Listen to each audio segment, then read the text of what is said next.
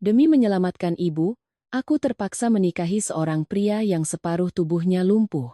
Di malam pernikahan kami, ia berkata dengan suara bergetar, "Pakai celanamu, lalu lari ikuti aku."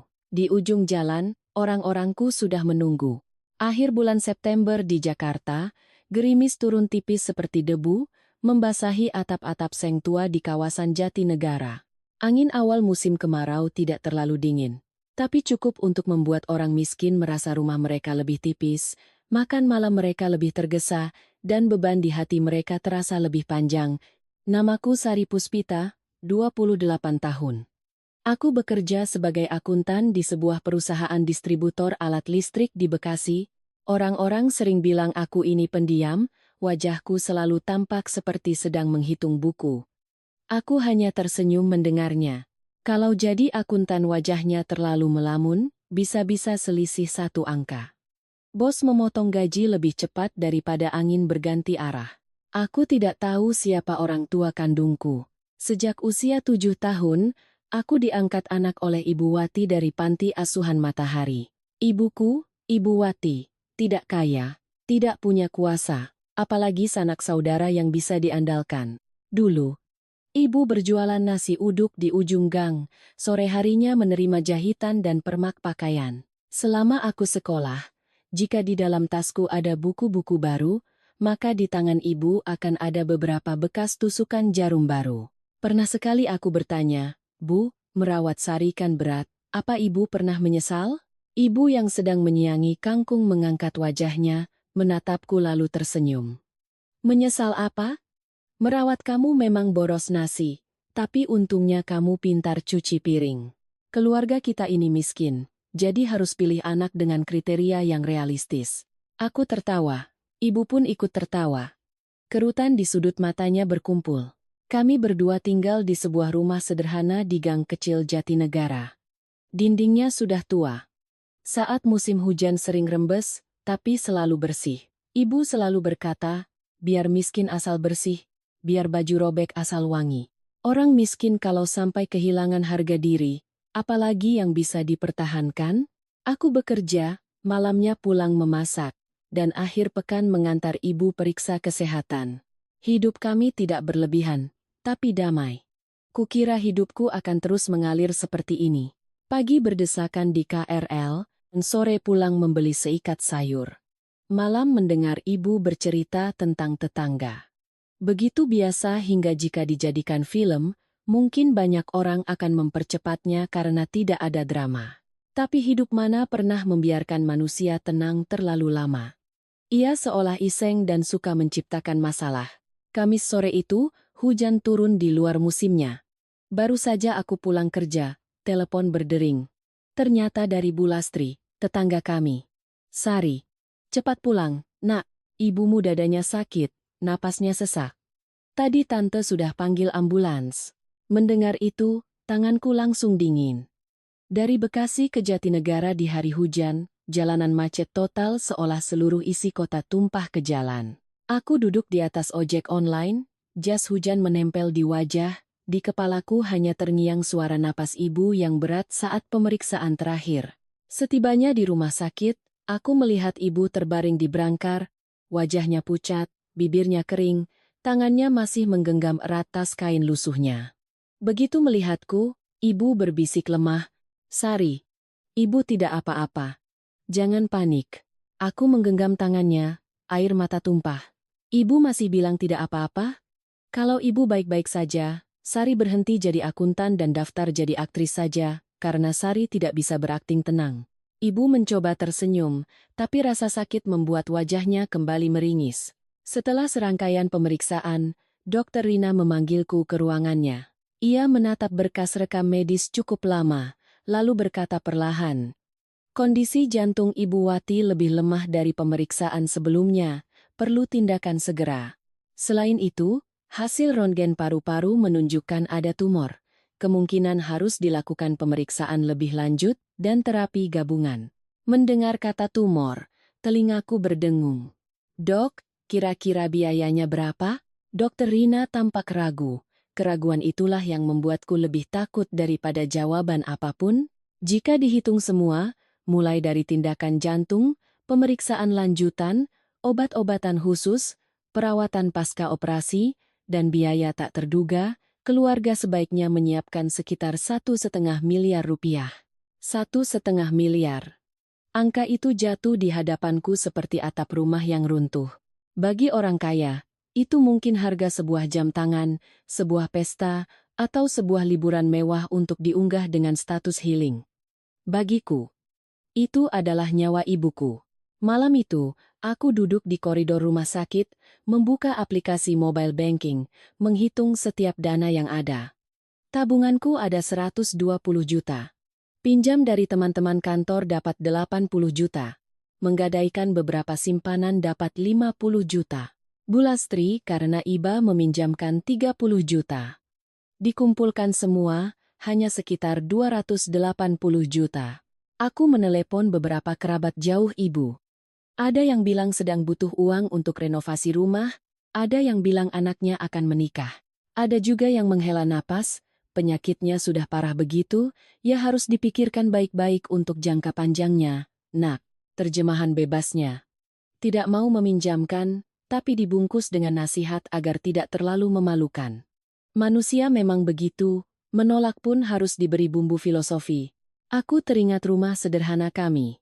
Seorang agen properti bilang jika dijual cepat bisa laku sekitar 1,2 miliar, tapi surat-surat terkait jalan umum masih tersangkut dengan beberapa tetangga.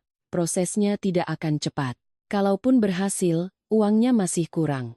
Lagi pula, setelah rumah dijual, aku dan ibu mau tinggal di mana? Tidur di kolong jembatan sambil menghitung bintang mungkin romantis, tapi ibu punya penyakit jantung, gaya hidup seperti itu tidak cocok untuknya. Malam itu aku masuk ke ruang rawat. Ibu berbaring miring. Matanya setengah terbuka. Kukira beliau tidur, ternyata beliau memanggil pelan, "Sari." "Iya, Bu." "Ibu mau minum?" Ibu menggeleng. Tangannya yang kurus menggenggam tanganku. "Jangan jual murah hidupmu demi ibu." Aku tertegun. "Ibu bicara apa?" "Ibu membesarkanmu bukan untuk melihatmu menunduk di hadapan orang lain. Keluarga kita memang miskin, tapi orang miskin juga punya tulang punggung. Bukan keset yang bisa diinjak siapa saja." Aku menggigit bibir, air mata terasa panas. Tapi kalau Sari tidak berbuat apa-apa, ibu bagaimana? Ibu menatapku sangat lama. Di matanya ada ketakutan yang aneh. Bukan takut penyakit, bukan juga takut mati.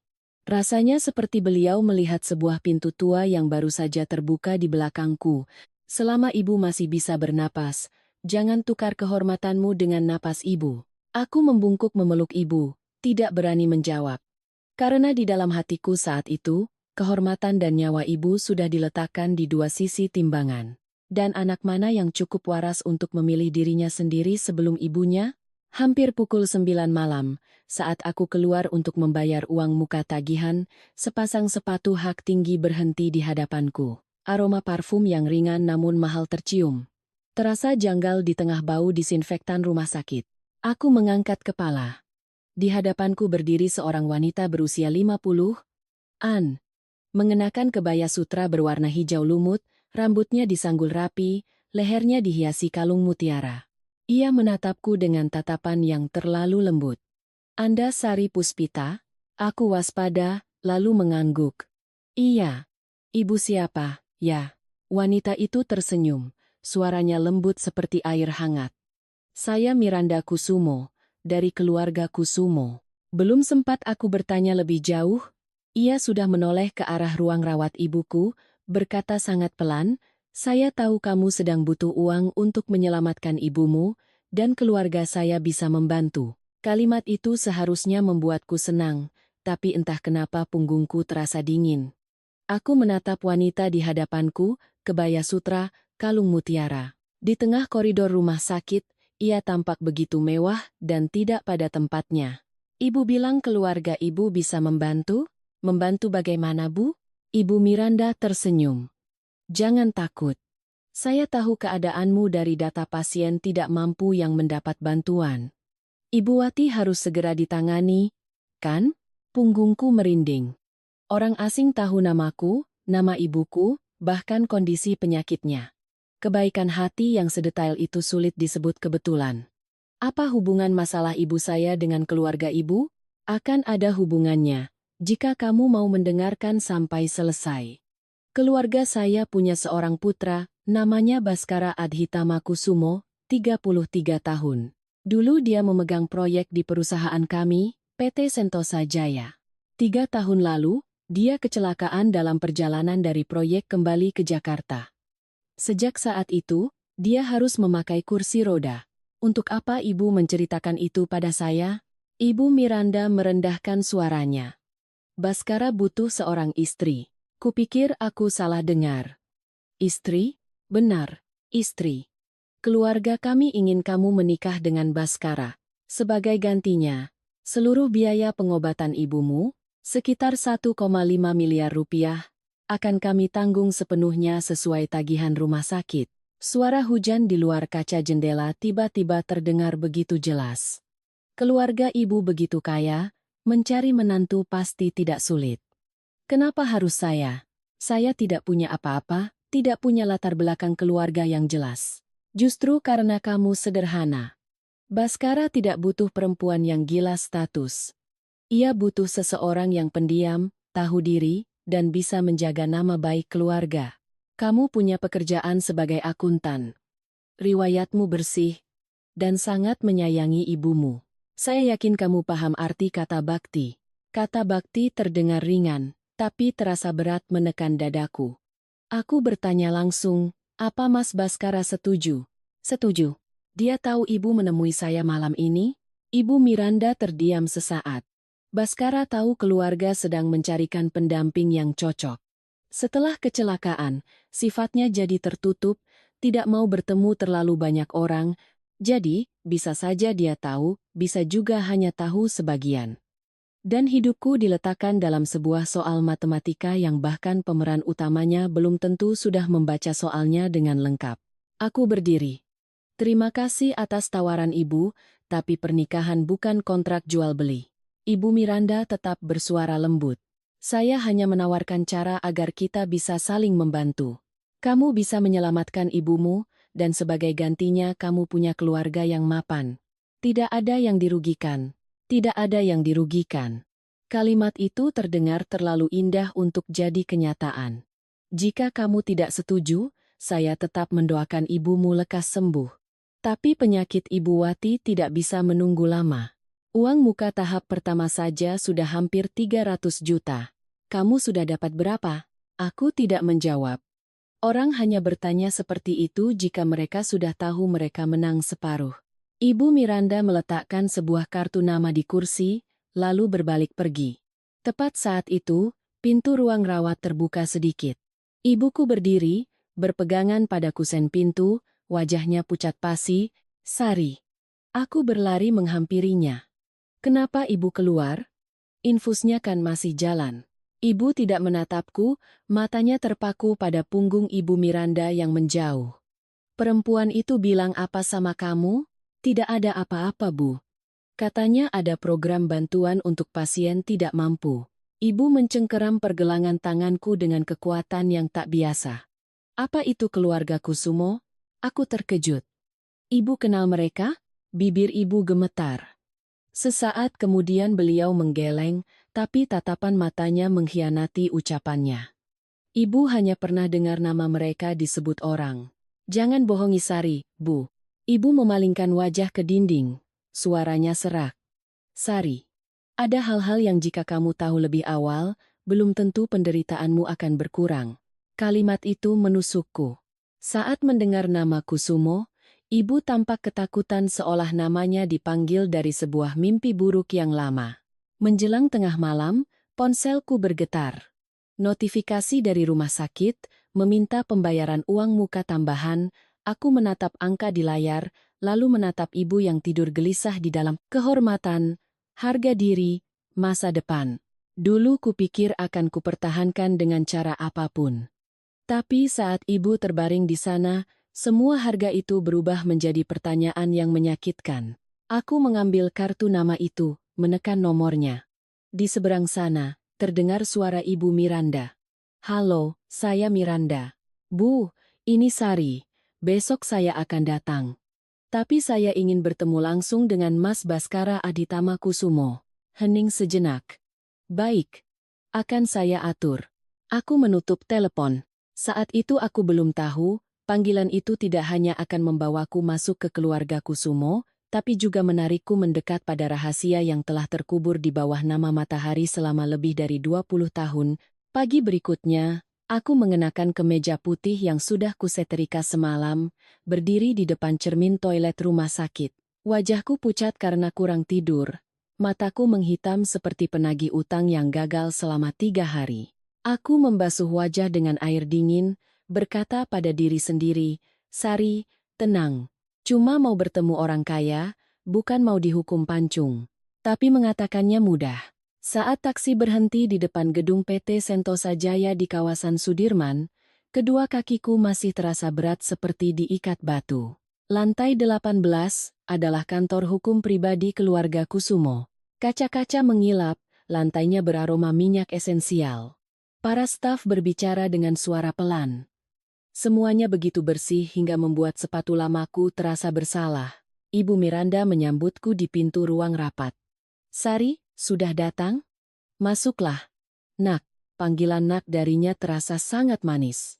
Manis seperti teh yang terlalu banyak gula, diminum tidak terasa segar, hanya membuat tenggorokan seret. Di dalam ruangan sudah ada beberapa orang. Bapak Wijoyo Kusumo, Direktur Utama PT Sentosa Jaya, rambutnya sudah memutih, perawakannya tegas, tatapannya dalam dan berat. Di sampingnya, duduk seorang pria di atas kursi roda. Aku langsung tahu. Itu Baskara Adhitama Kusumo. Ia mengenakan kemeja putih, celana bahan hitam, pergelangan tangannya dihiasi jam tangan sederhana. Wajahnya tampan dengan aura yang dingin. Bukan dingin karena sombong, tapi seperti sebuah pintu yang sudah lama terkunci. Ia menatapku sekali, sangat cepat. Lalu pandangannya beralih pada berkas di atas meja. Ibu Miranda memperkenalkan, "Ini Sari.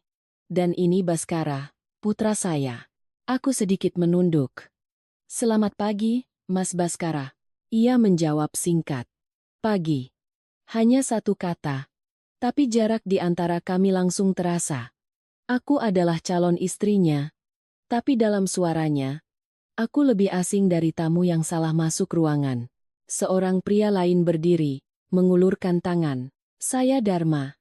Kakaknya Baskara. Berarti, calon kakak iparmu." Ia tersenyum ramah. Jasnya pas di badan, rambutnya disisir rapi, aroma parfumnya mahal. Tapi tatapannya saat melihatku membuatku tidak nyaman, seperti pedagang di pasar yang sedang menaksir barang obralan. Aku hanya menyentuh ujung jarinya, lalu menarik tanganku kembali. "Selamat pagi, Mas Dharma." Di samping Dharma, ada seorang gadis muda, bibirnya merah, rambutnya bergelombang. Ia tersenyum cerah. "Aku Riana, sepupunya Mas Dharma. Nanti aku harus panggil Mbak Sari, ya?" Belum sempat aku menjawab. Ia sudah memindaiku dari atas ke bawah dengan tatapan setajam silet. Seorang pengacara bernama Tirtayasa mulai membuka berkas. Suaranya bulat dan perlahan. Perjanjian ini menyatakan bahwa pernikahan antara saudari Sari Puspita dan saudara Baskara Adhitama Kusumo adalah pernikahan yang sah. Kedua belah pihak menghormati kehidupan pribadi masing-masing, harta sebelum menikah tidak digabungkan. Biaya pengobatan untuk Ibu Mientirwati adalah bantuan kemanusiaan tanpa syarat pengembalian. Mendengar itu, aku sedikit lega. Setidaknya di atas kertas, ibuku tidak dijadikan utang. Aku bertanya, "Biaya bantuan akan ditransfer langsung ke rumah sakit, kan, Pak?" Pak Tirtayasa mengangguk. "Betul. Sesuai setiap tahap pengobatan, dengan bukti tagihan yang jelas." Bapak Wijoyo akhirnya angkat bicara. "Sari, kamu fokus saja pada pengobatan ibumu. Keluarga Kusumo jika sudah berjanji, pasti akan menepat." Suaranya tidak lembut, tapi anehnya, saat menatapku, ada sorot penyesalan di matanya. Aku tidak mengerti kenapa orang yang baru kutemui menatapku seolah punya utang dari kehidupan sebelumnya. Ibu Miranda meletakkan tangannya di atas tumpukan kertas. "Tapi, Sari, sekali masuk ke keluarga Kusumo, Kamu harus ingat bahwa nama baik keluarga adalah hal yang tidak bisa dipermainkan. Orang boleh miskin harta, tapi jangan miskin kesadaran untuk menjaga martabat. Aku menatapnya. Saya mengerti, Bu. Tapi saya juga berharap keluarga menepati semua yang telah dijanjikan untuk ibu saya. Dharma tertawa kecil. Adik ipar kita ini bicaranya lugas sekali ya. Seperti auditor. Aku menjawab dengan tenang. Saya memang akuntan. Pekerjaan saya adalah tidak percaya pada ucapan siapapun sebelum melihat dokumennya. Ruangan sempat hening. Baskara mengangkat wajahnya menatapku untuk kedua kalinya, kali ini sedikit lebih lama. Pak Tirtayasa menyodorkan lembar demi lembar untuk kutandatangani. Aku membaca dengan teliti. Kata-katanya kaku. Tapi belum ada yang terasa terlalu aneh. Sampai di bagian lampiran, ia berkata, bagian ini perlu difotokopi satu rangkap lagi, untuk arsip internal. Mohon ditunggu sebentar. Ia membawa map itu keluar. Aku mengikutinya dengan pandangan. Entah kenapa, saat ia kembali, sampul map di bagian belakang warnanya sedikit berbeda. Sangat tipis perbedaannya, seperti bekas tinta lama diganti dengan yang baru. Jika di hari biasa, mungkin aku akan langsung bertanya. Tapi ponselku berdering dari rumah sakit. Aku mengangkatnya, jantungku berdebar kencang. Dengan Mbak Sari? Ibu Wati barusan sesak napas. Dokter sedang menanganinya. Apa Mbak bisa segera kembali ke rumah sakit? Telingaku berdengung. Ibu saya. Gawat, Dok, saat ini sedang diobservasi ketat. Mbak tenang saja. Tenang? Dua kata itu di rumah sakit terdengar seperti kalimat yang diucapkan agar kita tidak pingsan di tempat. Ibu Miranda langsung mendekat, suaranya cemas. Ada apa, Nak? Ibu saya sesak napas. Saya harus kembali ke rumah sakit. Pak Tirtayasa mendorong tumpukan kertas ke arahku. Tinggal 2 tanda tangan lagi, Mbak Sari. Setelah selesai, kami akan langsung proses surat jaminan hari ini juga. Aku menatap halaman di hadapanku, tulisan-tulisan itu seolah menari. Di kepalaku hanya ada bayangan ibu terbaring di ranjang rumah sakit. Tiba-tiba Baskara berkata, kalau belum dibaca dengan teliti, tunda saja. Aku mengangkat kepala. Itu adalah kalimat pertama darinya yang terdengar seperti sebuah pengingat yang tulus. Tapi Ibu Miranda langsung menghela napas. Baskara, rumah sakit butuh surat jaminan secepatnya. Lambat sehari berarti Ibu Wati menanggung risiko sehari lebih lama. Sari paling mengerti hal itu. Aku memegang pulpen. Tanganku gemetar hingga goresan tanda tanganku sedikit melenceng. Sari Puspita. Aku menuliskan namaku. Tapi rasanya seperti meletakkan separuh hidupku di tangan orang lain. Pak Tirtayasa mengumpulkan kertas-kertas itu dengan cepat. Dharma menatapku, senyumnya masih sopan. Tenang saja, adik ipar. Sekali masuk keluarga Kusumo, asal tahu diri, tidak akan ada yang merugikanmu. Aku tidak menjawab. Kata tahu diri itu terdengar halus tapi menusuk. Di dunia ini, orang kuat seringkali menuntut orang lemah untuk tahu diri, sementara mereka sendiri tidak perlu tahu apa-apa. Enak sekali. Saat aku berdiri, Baskara tiba-tiba bertanya, "Kamu bisa pulang sendiri?" Aku menatapnya. Entah kenapa pertanyaan itu membuat tenggorokanku tercekat. Bisa. Saat sampai di lift, Riana berjalan di belakangku. Suaranya pelan tapi cukup terdengar. Gadis miskin masuk keluarga kaya, jalannya pun harus lihat-lihat ubinnya, Mbak. Takutnya kesandung, nanti dikira belum terbiasa dengan lantai bagus. Aku berbalik menatapnya. Terima kasih sudah mengingatkan. Saya sudah terbiasa jalan di tanah. Ubin mengilap begini belum tentu bisa membuat saya jatuh. Senyum di bibir Riana membeku. Pintu lift tertutup. Di saat-saat terakhir, aku melihat Baskara masih duduk diam di dalam ruang rapat, tatapannya tertuju pada map di tangan Pak Tirtayasa. Saat itu aku belum tahu. Beberapa menit sebelumnya ada satu lampiran yang telah ditukar, dan tanda tanganku yang gemetar di atas kertas itu akan menjadi tali yang mereka gunakan untuk menjerat kehormatanku di kemudian hari. Pernikahanku berlangsung tepat 7 hari kemudian. Tidak ada prosesi penjemputan yang meriah, tidak ada rombongan keluarga mempelai wanita, Tidak ada kembang api atau seserahan mewah seperti yang biasa orang lihat. Keluarga Kusumo mengadakan acara tertutup di sebuah hotel di tepi pantai Ancol, dengan alasan untuk menjaga privasi Baskara. Aku paham, mereka hanya ingin pernikahan ini cukup sah agar tidak menjadi gunjingan, tapi juga cukup senyap agar tidak ada yang banyak bertanya. Pagi itu, aku merias wajahku sendiri di ruang pengantin. Ibu Wati masih di rumah sakit, tidak bisa datang. Bu Lastri menggantikan ibu mengantarku, tangannya terus menggenggam tanganku. Sari, kalau kamu merasa tidak sanggup, kita pulang saja. Biar nanti ibumu marah, tante yang ikut tanggung. Aku menatap diriku di cermin. Kebaya putih sederhana, rambut disanggul rapi, bibir dipoles warna merah muda. Aku tampak seperti pengantin sungguhan, hanya hatiku yang dingin. Sari sudah tanda tangan tante. Bu Lastri menghela napas. Kertas yang sudah ditandatangani masih bisa disobek. Tapi hidupmu kalau sudah robek, menambalnya susah. Nak, aku tersenyum tipis. Keluarga kita miskin. Apapun yang susah ditambal, kita jahit tangan saja. Asalkan ibu selamat. Bicara memang mudah. Saat melangkah masuk ke aula, kakiku tetap gemetar. Lampu kristal berkilauan, bunga segar menghiasi sepanjang jalan. Para tamu berpakaian mewah. Mereka menatapku seperti melihat barang aneh yang salah diletakkan di atas meja pesta kelas atas. Seorang bibi dari pihak keluarga suami menarik lengan Ibu Miranda, bicaranya tidak pelan. Anak ini kelihatannya baik ya. Dari keluarga sederhana tapi wajahnya cerah, siapa tahu cocok dengan Baskara. Yang lain menimpali, yang penting tahu diri. Zaman sekarang banyak gadis masuk keluarga kaya langsung merasa jadi ratu. Aku mendengar setiap kata dengan jelas. Mereka memujiku baik. Tapi di dalam pujian itu sudah ada tali pengikat. Baik boleh. Tahu diri harus. Jangan bermimpi terlalu tinggi. Ibu Miranda menghampiriku, merapikan sedikit kerah kebayaku. Sari, hari ini kamu cukup tersenyum saja. Keluarga kita tidak suka memamerkan emosi. Aku menjawab. Baik Bu. Kata Bu keluar dari mulutku dengan kaku. Ibu Miranda mendengarnya lalu tersenyum, tatapannya puas seperti baru saja membubuhkan stempel. Baskara didorong masuk ke aula setelah itu.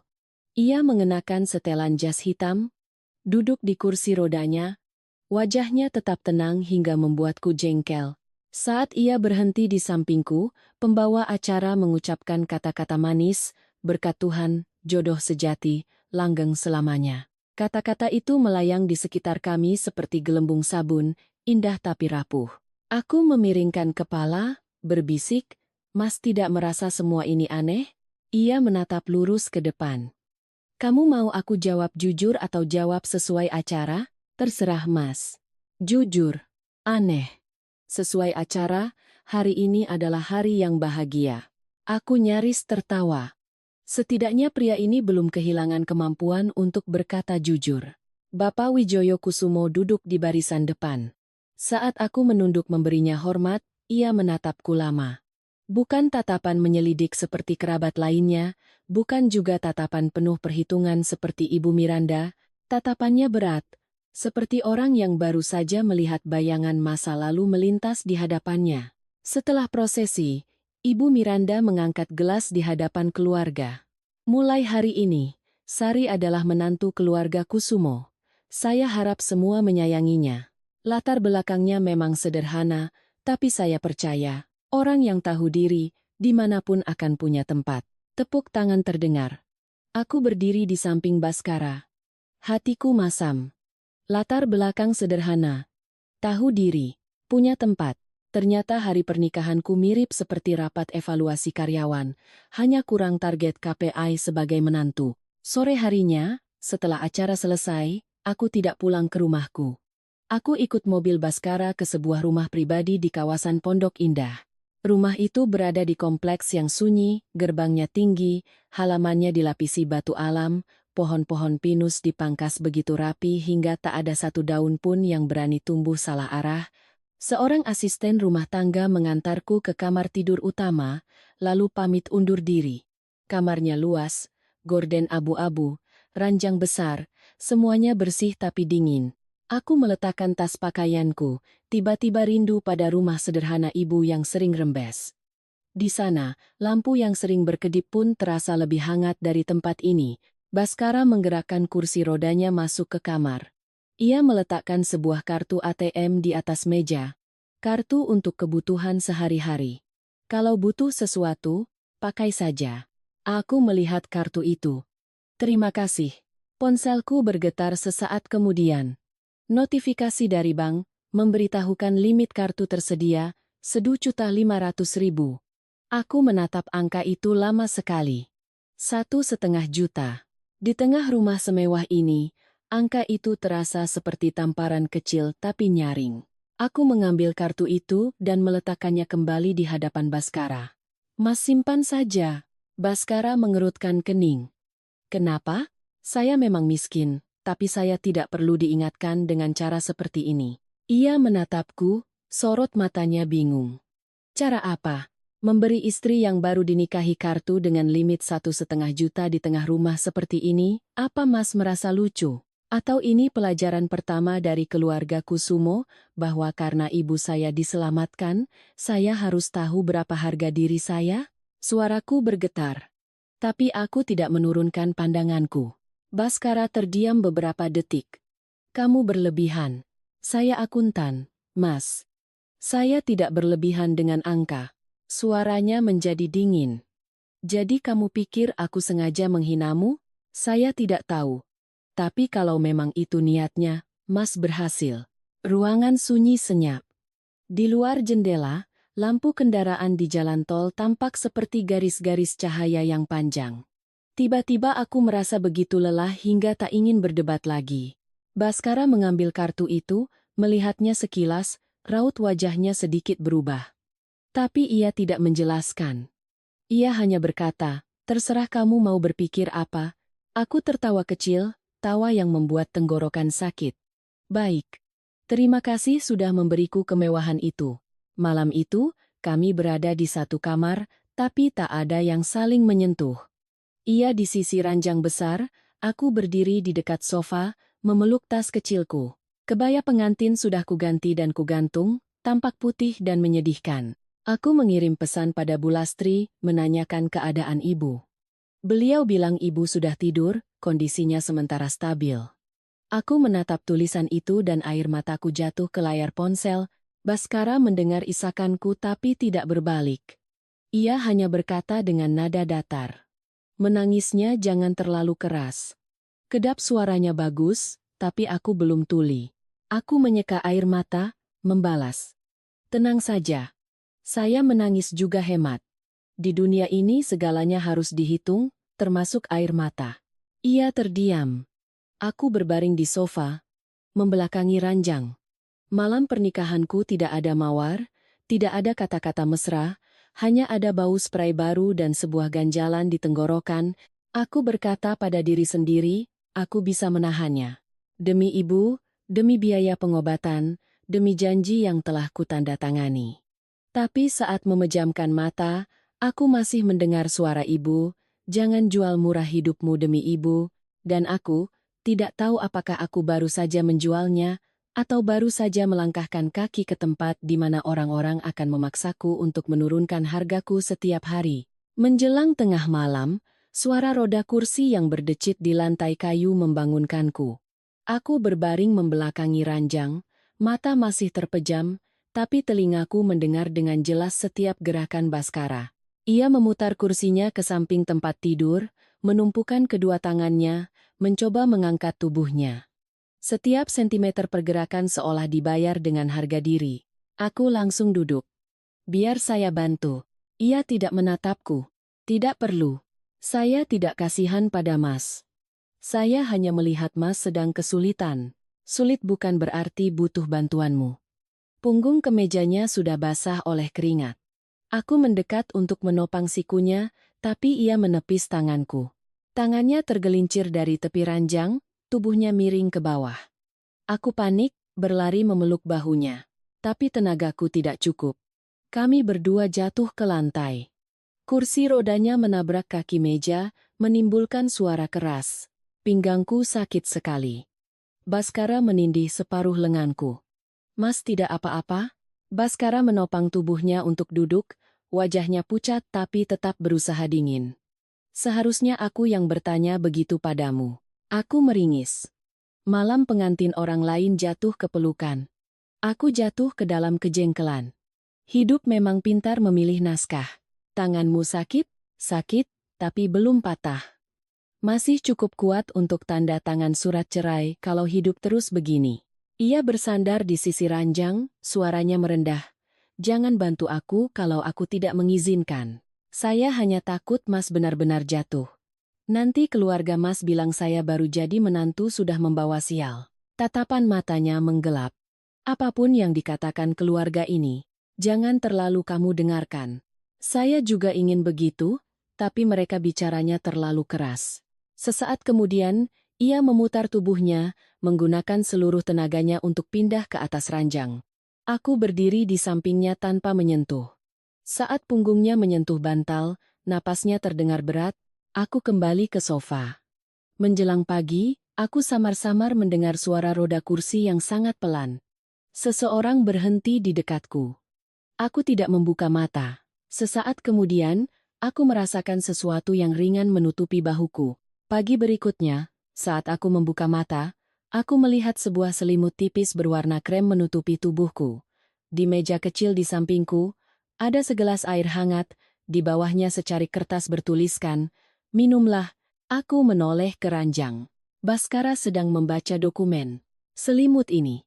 Mas yang menaruhnya? Asisten rumah tangga. Tadi malam di kamar ini hanya ada kita berdua. Kalau begitu, mungkin kamu jalan sambil tidur dan menyelimuti dirimu sendiri. Aku mengambil gelas air, tidak bisa menahan senyum kecil. Mas tidak pandai berbohong, ya. Kalah jauh dengan keluarga Mas. Ia melirikku. Minum saja. Banyak bicara bikin haus. Sekitar pukul 8. Seorang asisten bernama Dito datang membawa beberapa berkas. Matanya tertuju pada kartu ATM di meja. Wajahnya langsung berubah. Mas Baskara, kartu ini kartu sementara. Limitnya salah aktivasi. Kartu utamanya ada di ruang kerja. Maafkan saya, Mas. Aku terdiam. Baskara menatap Dito, suaranya dingin. Keluar. Kamar itu menyisakan kami berdua dan sebuah kebenaran yang menggantung. Aku menunggunya menjelaskan. Ia hanya melipat dokumennya. Bersiaplah ke rumah sakit. Aku akan suruh sopir mengantarmu. Mas tidak mau bilang apa-apa soal kartu itu? Tidak ada yang perlu dibicarakan. Kalau begitu, saya juga tidak akan bertanya lagi. Aku pergi ke rumah sakit. Ibu Wati sudah siuman, kondisinya sedikit lebih baik. Ibu menatap cincin di jariku lama sekali. Tadi malam kamu bisa tidur, nah? Aku tersenyum. Bisa. Bu. Rumahnya besar. Sofanya juga empuk. Aku tidak menceritakan soal kartu, soal jatuh, atau soal selimut. Ada kesedihan yang jika diceritakan hanya akan membuat orang yang menyayangi kita ikut terluka. Ibu menepuk pelan cincin kawinku, matanya memerah. Anak ibu seharusnya menikah diiringi tawa, bukan perhitungan. Aku menggenggam tangannya. Jangan pikirkan itu, Bu. Sari baik-baik saja. Sari, kalau suatu hari nanti kamu merasa tidak sanggup, jangan bertahan demi ibu. Aku membungkuk merapikan selimutnya. Ibu sehat dulu saja. Urusan lain. Biar Sari yang atur. Sari kan akuntan. Masalah sesulit apapun harus diurai satu persatu baru bisa diselesaikan. Ibu tertawa lemah, air mata mengalir ke pelipisnya. Sore itu, ponselku menerima pesan dari nomor tak dikenal. Besok jam 5 sore, kamu harus datang ke kediaman utama untuk makan malam keluarga. Jangan sampai ibu mertuamu mengingatkan untuk kedua kalinya. Aku menatap kata ibu mertua di layar, hatiku terasa berat.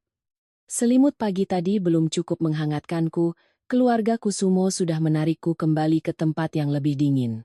Sore berikutnya, mobil Baskara membawaku ke kediaman utama keluarga Kusumo di kawasan Menteng.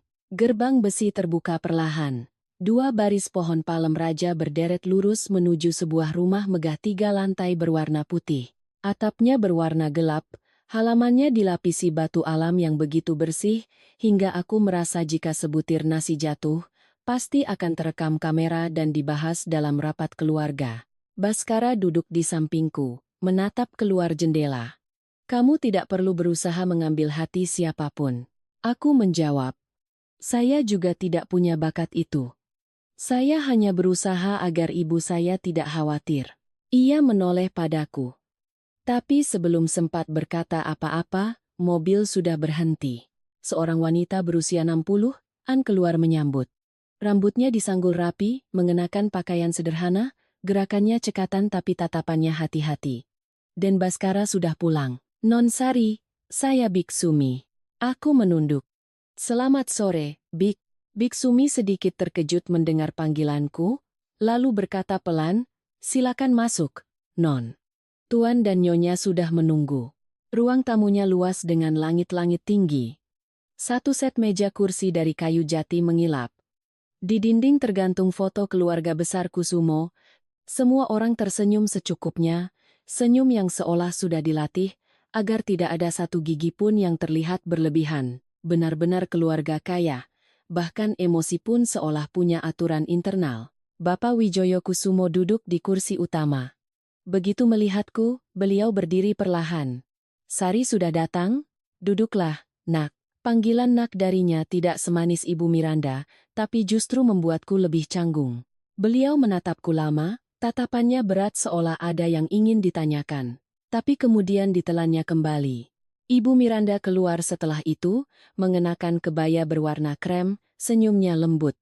Menantu baru datang ke rumah utama. Hari ini ibu sengaja minta juru masak siapkan beberapa hidangan khas Jakarta, biar kamu tidak canggung. Ada sup kimlo, lumpia Semarang, ayam kodok, dan es buah untuk penutup. Keluarga kita tidak suka yang repot-repot, Nak, yang penting hangat. Tidak repot-repot tapi meja panjang itu penuh dengan hidangan, setiap piring diletakkan dengan jarak yang seolah diukur dengan penggaris. Aku melihatnya dan teringat meja makan di rumahku, sayur bening, ikan asin, dan semangkuk sambal. Miskin, tapi sekali duduk bisa langsung makan. Tidak perlu menebak-nebak siapa yang sedang menyembunyikan pisau di bawah taplak meja. Riana menghampiri dan merangkul lenganku. Mbak Sari hari ini cantik sekali.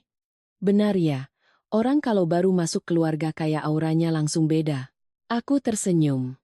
Mungkin karena lampu di rumah ini bagus.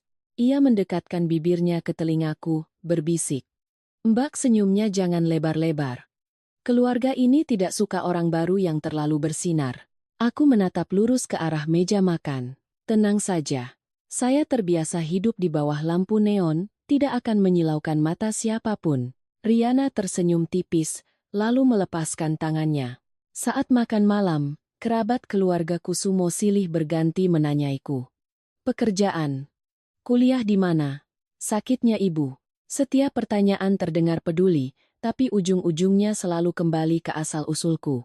Seorang bibi berkata, Sari ini kelihatannya baik.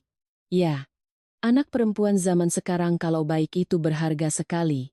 Apalagi masuk ke keluarga yang punya aturan. Ibu Miranda mengangguk. Anaknya tahu diri. Itu yang paling saya suka. Aku meletakkan sendokku dengan perlahan. Baskara duduk di sampingku, tidak banyak makan. Ia diam, tapi sesekali matanya menatapku, seolah sedang melihat sampai sejauh mana aku bisa bertahan. Selesai makan, Ibu Miranda menyuruh asisten rumah tangga menyajikan teh. Lalu dari sebuah kotak beludru merah, ia mengeluarkan sebuah gelang giok berwarna hijau jernih. Sari, coba pakai ini. Ini peninggalan dari almarhumah neneknya Baskara. Ibu ingin kamu tahu, keluarga ini sudah menerimamu sebagai bagian dari kami. Aku sedikit ragu. Barang berharga seperti ini, Sari tidak berani memakainya, Bu. Pakai saja, Nak. Kita kan sudah satu keluarga. Ibu Miranda memasangkan gelang itu ke tanganku. Gioknya terasa dingin dan licin. Belum sempat aku melihatnya dengan saksama. Riana memanggil. Mbak Sari, lihat pot bunga ini. Deh, Tante Miranda baru pesan dari perajin di Bali. Aku meletakkan kembali gelang itu di atas kain beludru di meja teh, memastikan posisinya di samping kotak merah, baru kemudian berjalan ke arah rak pajangan. Hanya beberapa menit kemudian, Ibu Miranda tiba-tiba bertanya, "Loh, gelangnya mana?" Satu ruangan hening. Aku berbalik. Kain beludru masih di sana, kotak merah juga. Tapi gelang itu hilang. Riana menutup mulutnya. Aneh sekali. Tadi kan yang terakhir pegang Mbak Sari. Seorang kerabat langsung menatapku. Yang lain berbisik-bisik. Ibu Miranda menghela napas, suaranya lebih terdengar sedih daripada marah. "Sari, kalau kamu tidak sengaja membawanya, katakan saja pada ibu. Ibu akan rahasiakan. Jangan sampai masalah kecil jadi besar." Darahku terasa dingin. Ia tidak menuduh, tapi kalimatnya lebih menyakitkan dari tamparan. Ia sudah meletakkan tuduhan di tanganku, lalu berpura-pura memberiku kesempatan untuk mengaku. Aku menatap Ibu Miranda. "Saya tidak mengambilnya." Riana bersuara lembut. "Mbak Sari, tidak ada yang bilang Mbak mengambilnya. Tapi Mbak kan yang terakhir menyentuhnya. Coba periksa lagi tasnya. Siapa tahu terselip." Aku menoleh padanya. "Tasku kutinggalkan di mobil sejak masuk rumah ini. Dan gelang itu kuletakkan kembali di atas meja di hadapan semua orang." Seorang bibi mengerutkan kening. "Anak ini bicaranya tegang sekali." Orang tua bertanya, "Ya diperiksa saja biar selesai." Aku menarik napas dalam-dalam. "Baik. Agar lebih jelas, saya minta tidak ada yang meninggalkan ruangan ini. Tolong Biksumi kunci pintu utama. Siapa saja yang ada di ruang tamu sejak gelang ini dikeluarkan sampai sekarang, mohon dicatat namanya. Rumah ini punya CCTV, kan? Kalau ada asisten rumah tangga yang kehilangan barang berharga, harus dicari dengan bukti, bukan dengan tatapan curiga." Satu ruangan terkejut. Biksumi menatap Ibu Miranda, lalu menatapku. Senyum cestanyu Ibu Miranda masih ada, tapi sudut bibirnya sudah kaku. "Sari, ini masalah internal keluarga. Justru karena masalah keluarga, harus lebih jelas, Bu. Pohon yang lurus tidak takut mati berdiri. Tapi pohon lurus yang ditarik miring dengan tali, harus ada yang melepaskan talinya." Untuk pertama kalinya, Baskara angkat bicara. "Lakukan seperti yang dia katakan." Suaranya tidak keras, tapi cukup untuk membuat semua orang diam. Biksumi memanggil Tono, teknisi rumah. Tono datang tergopoh-gopoh, wajahnya masih muda, tangannya memegang tablet. "Anu, Bu. CCTV di ruang tamu untuk rekaman barusan sepertinya error." Aku menatapnya. "Error tepat di saat gelang itu hilang?" Tono menelan ludah. "Iya, Bu. Mungkin sistemnya hang." Riana menyela. "Mbak Sari kenapa tegang begitu? Tono kan cuma staf." Mbak bertanya seperti polisi saja. Aku menjawab. "Saya bertanya seperti akuntan. Uang hilang dicari buktinya, barang hilang dicari jejaknya. Sederhana saja." Baskara menggerakkan kursi rodanya ke dekat meja teh. Ia mengeluarkan ponselnya dan membuka sebuah aplikasi. Di layar, muncul rekaman dari sudut lain, dari kamera tersembunyi di dekat lemari pajangan yang tak ada yang perhatikan. Dalam video itu, Riana berdiri menutupi sebagian meja teh. Tangannya dengan cepat menyelipkan gelang itu ke dalam sapu tangannya sendiri, lalu memberi isyarat pada Tono yang berada di sudut koridor. Beberapa saat kemudian, Tono diam-diam mengambil sapu tangan itu dan membawanya ke arah ruang ganti. Wajah Riana pucat pasi. Baskara menatap Tono. Tono gemetar. "Non Riana, yang menyuruh saya menghapus rekaman CCTV utama. Katanya cuma mau mengetes Non Sari. Gelangnya ada di dalam kotak sarung tangan bekas di ruang ganti." Biksumi segera pergi mengambilnya. Saat gelang itu diletakkan kembali di atas meja, ruangan begitu sunyi sampai suara cangkir teh yang beradu dengan piringnya terdengar jelas. Ibu Miranda menatap Riana, suaranya tetap lembut. "Riana, kamu ini usil sekali." "Usil." Satu kata ringan untuk menutupi perbuatan yang baru saja menyeret kehormatanku ke lumpur. Hebat. Orang kaya memang hemat kata maaf seperti menghemat air di musim kemarau. Aku menatap setiap wajah di ruangan itu, tak ada yang berani menatapku lama. Aku memang terbukti tidak bersalah, tapi hatiku sama sekali tidak lega.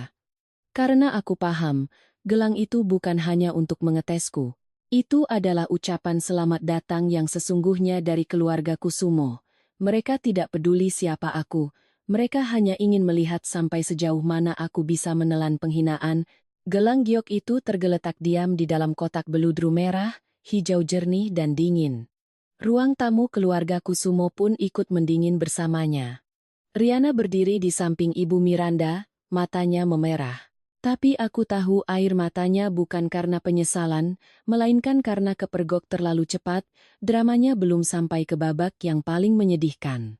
Ibu Miranda meletakkan tangan di bahu keponakannya, menghela napas. Riana masih muda, suka bercanda keterlaluan. Sari, ini masalah keluarga, jangan dimasukkan ke hati. Ya? Aku menatapnya. Bercanda, Bu? Ibu Miranda tetap bersuara lembut. Iya, salah paham saja. Riana tidak punya niat jahat, dia hanya ingin tahu apa menantu baru ini cukup tenang. Aku tertawa sangat pelan. Jadi, keluarga ini mengetes orang dengan cara menuduhnya mencuri peninggalan nenek? Cara tes yang sangat berkelas. Orang luar kalau dengar, bisa-bisa mengira adat keluarga kita punya laboratorium sendiri. Beberapa kerabat menunduk menatap cangkir teh mereka, seolah di dalamnya ada masa depan umat manusia yang perlu diteliti.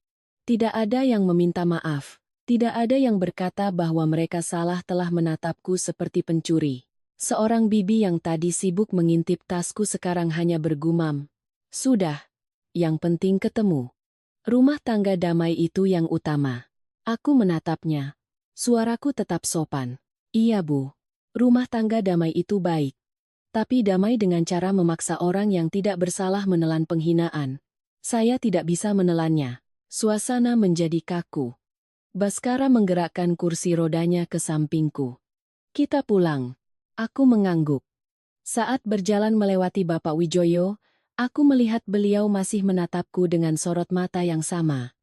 Bukan iba, bukan merendahkan. Sesuatu yang lebih berat, seperti orang yang berdiri di depan altar tua, tapi tidak berani menyalakan dupa. Beliau memanggil pelan, Sari. Aku berhenti. Hari ini, kamu sudah dibuat tidak nyaman. Ibu Miranda langsung menyela. Bapak ini bicara apa? Namanya keluarga. Ada sedikit gesekan itu biasa. Besok juga sudah akur lagi. Aku tidak menjawab. Aku hanya menunduk sedikit pada Bapak Wijoyo, lalu melangkah keluar. Di dalam mobil, setelah cukup jauh dari kediaman utama, aku baru menoleh pada Baskara. Mas sudah tahu ada kamera tersembunyi sejak awal. Ia menatap lurus ke depan. Tahu, Mas juga sudah menduga gelang itu tidak hilang dengan sendirinya. Menduga. Kenapa Mas membiarkan aku berdiri di sana dicurigai semua orang? Ia terdiam beberapa detik. Kalau aku langsung turun tangan, Riana akan menyangkal, Tono juga akan bilang sistemnya error. Perlu membiarkan mereka sedikit lebih percaya diri. Aku mengepalkan tanganku di atas pangkuan. Mas memang berhasil menangkap basah mereka. Tapi Mas membiarkan aku digantung di tengah ruangan seperti pencuri selama itu. Itu bukan niatku. Bukan niat Mas, tapi itu yang terjadi. Suaraku jatuh ke dalam mobil seperti batu. Sopir di depan dia membisu, mungkin menyesal tidak cuti hari ini. Orang miskin bertengkar, tetangga bisa dengar gratis. Orang kaya bertengkar, sopir jadi penonton VIP. Hidup memang tahu cara membedakan kelas layanan. Setibanya di rumah, aku langsung naik ke kamar. Baskara tidak memanggilku. Tapi tak lama kemudian, Bik Sumi yang ternyata dikirim dari kediaman utama datang membawa beberapa barang. Beliau menemuiku di dapur. Ia meletakkan semangkuk es buah di meja. Non, dimakan dulu. Tadi malam Non belum makan banyak. Aku menatapnya. Bik, tidak perlu panggil saya Non. Saya tidak terbiasa. Bik Sumi menghela napas. Di rumah ini, salah panggil jabatan saja bisa ditegur, Non. Tapi hati orang yang salah, jarang ada yang menegur. Kalimat itu membuatku terdiam. Bik sudah lama kerja di keluarga Kusumo? Sudah lebih dari 20 tahun. Kalau begitu, Bik pasti tahu banyak hal. Bik Sumi menoleh ke arah pintu, merendahkan suaranya. Tahu banyak belum tentu hidupnya lebih mudah, Non. Rumah semakin besar, sudut gelapnya semakin banyak. Tapi satu hal, Den Baskara itu bukan orang jahat. Dia hanya terbiasa menanggung sakit sendirian, lama-lama dia pikir semua orang juga bisa sekuat itu. Aku mengaduk mangkuk es buah di hadapanku. Ibuku membuat es buah tidak secantik ini. Tapi rasanya lebih hangat. Lalu, bagaimana dengan Bapak Wijoyo? Biksumi terdiam sangat lama. Tuan besar itu punya utang. Utang pada siapa? Saya tidak berani bilang. Tapi sejak Non datang, saya lihat Tuan jadi sering tidak bisa tidur. Aku mengangkat kepala, teringat lagi tatapan Bapak Wijoyo tadi. Seorang bapak mertua yang baru kutemui beberapa kali, kenapa menatapku seperti melihat luka lama?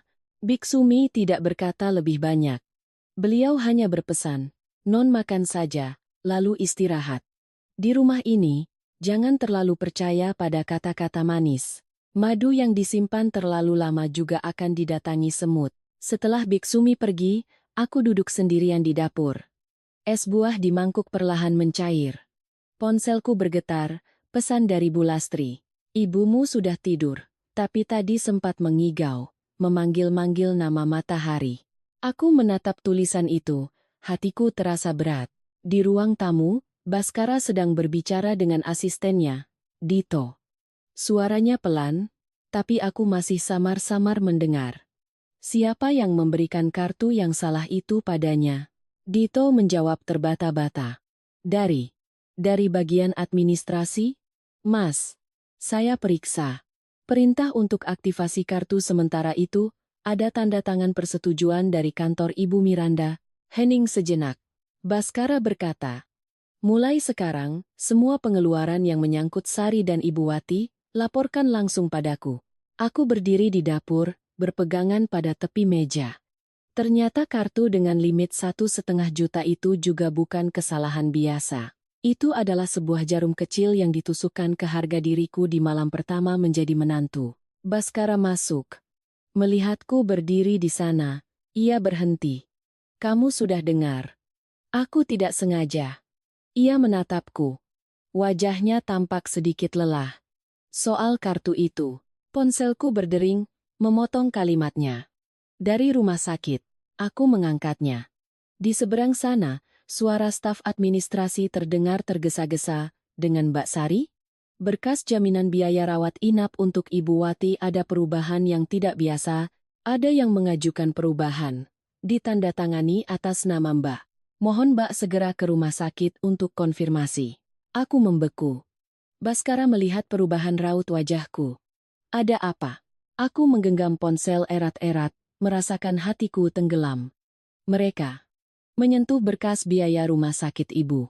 Aku berlari ke rumah sakit dengan pakaian rumah, rambut belum sempat kuikat rapi. Malam di Jakarta terasa lembab dan dingin. Bau disinfektan di koridor rumah sakit menerpa wajahku, membuatku benar-benar sadar. Seorang staf administrasi membawaku ke sebuah ruangan kecil. Mbak Sari, ini surat permohonan penyesuaian paket perawatan dan perubahan penjamin biaya untuk Ibu Wati. Tanda tangannya atas nama Mbak. Aku menatap kertas di hadapanku. Tanganku dingin. Tanda tangan itu sangat mirip dengan tanda tanganku. Goresan awalnya sedikit miring. Goresan akhirnya ditarik panjang. Jika bukan aku sendiri yang tahu aku tidak pernah menandatanganinya, mungkin aku juga akan ragu. Surat ini diserahkan kapan? Sore tadi, sekitar jam 4 lebih. Karena ada perubahan berkas, beberapa obat khusus dan layanan perawatan di luar paket darurat harus ditunda sementara untuk menunggu konfirmasi ulang. Tapi untuk tindakan darurat dan observasi wajib tetap berjalan seperti biasa. Mbak tenang saja, tenang. Ibuku punya penyakit jantung dan tumor paru-paru. Mendengar kata ditunda saja sudah cukup membuat keluarga lemas. Aku menelan ludah. Saya tidak pernah menandatangani surat ini. Saya minta pihak rumah sakit membuat berita acara sekarang juga. Tahan surat permohonan asli ini, dan jangan izinkan siapapun mengubah apapun lagi tanpa kehadiran saya. Staf itu sedikit terkejut. Mbak, tenang dulu. Saya sudah sangat tenang. Kalau saya tidak tenang, saya sudah merobek surat ini. Dokter Rina dipanggil. Ia menatapku, suaranya lebih tegas. Anda yakin tidak pernah meminta perubahan jaminan? Saya yakin, dok. Saya mohon dokter mencatat di rekam medis bahwa keluarga belum menyetujui perubahan rencana pengobatan atau paket biaya apapun. Dokter Rina mengangguk. Baik. Perawatan esensial untuk Ibu Wati akan terus dilanjutkan. Tapi untuk obat-obatan di luar tanggungan asuransi dan perawatan intensif tambahan, memang harus ada kejelasan finansial. Saya akan buat catatan medis khusus agar masalah administrasi tidak membahayakan pasien. Aku menunduk berterima kasih. Satu kalimat tegas dari dokter saat itu lebih berharga dari semua kata-kata manis keluarga Kusumo. Baskara tiba sekitar 10 menit kemudian. Ia masih di kursi rodanya, jaket tersampir di bahu, wajahnya dingin tapi matanya sangat tegang. Bawa suratnya ke sini. Aku meletakkan fotokopian di hadapannya. Ia menatap tanda tangan itu, rahangnya mengeras. Bukan kamu yang tanda tangan. Mas percaya secepat itu? Kamu akuntan. Kalau kamu mau mengubah dokumen, kamu akan minta tanda terima, kode registrasi, dan salinan pembanding. Kamu tidak akan menandatangani secara bodoh seperti ini? Aku tertawa kering. Terima kasih. Pertama kalinya dipuji dengan kata tidak bodoh, rasanya cukup mengharukan. Ia menatapku, ada sorot lembut sesaat di matanya. Tapi hanya sedetik. Aku melanjutkan. Aku curiga sampel tanda tangannya diambil dari saat penandatanganan perjanjian pernikahan. Waktu itu, Pak Tirtayasa membawa dokumen keluar untuk difotokopi. Baskara terdiam. Keheningan itu memberitahuku bahwa ia juga memikirkan hal yang sama. Aku menoleh pada staf administrasi. Saya ingin meminta rekaman CCTV di area penerimaan dokumen sore tadi. Jika tidak bisa diberikan sekarang, saya mohon pihak rumah sakit membuat surat permintaan untuk mengamankan data tersebut. Staf itu mengangguk, sikapnya sudah berbeda. Mungkin mereka sadar, perempuan berambut acak-acakan di hadapan mereka bukan hanya bisa menangis. Tepat saat itu, ponselku berdering. Nama Ibu Miranda muncul di layar. Aku mengangkatnya dan menyalakan loudspeaker. Baskara menatapku tapi tidak melarang. Suara Ibu Miranda terdengar lembut seperti biasa. Sari, Ibu dengar berkas di rumah sakit agak bermasalah. Kamu sudah jadi menantu di keluarga ini, jangan membuat Ibu canggung karena urusan surat menyurat. Ada apa-apa? Pulang ke rumah. Kita bicarakan baik-baik. Aku menatap kertas dengan tanda tangan palsu itu, setiap kata di hatiku terbakar. Bu, nyawa ibu saya bukan kertas buram yang bisa dihapus dan ditulis ulang sesuka hati. Di seberang sana hening sejenak. Kamu bicara pada ibu mertuamu dengan nada seperti itu? Saya sedang bicara pada orang yang sudah tahu soal masalah berkas rumah sakit ibu saya bahkan sebelum saya memberitahu keluarga. Ibu cepat sekali tahu informasinya, ya? Baskara mengangkat kepala menatapku. Ibu Miranda tertawa sangat ringan. Kamu kelelahan jadi banyak pikiran. Ibu hanya khawatir padamu. Kalau begitu, tolong khawatirkan di tempat yang benar, Bu. Mulai sekarang, semua dokumen ibu saya akan ada berita acara, rekaman CCTV, dan saksi. Orang yang benar-benar menyayangi saya tidak akan takut pada kejelasan. Aku menutup telepon. Tanganku gemetar, tapi bukan karena takut. Karena aku baru saja melewati sebuah batas, di mana mulai sekarang aku tidak bisa lagi berpura-pura patuh. Menjelang tengah malam, aku masuk ke ruang rawat. Ibu Wati terbaring gelisah, dahinya berkeringat.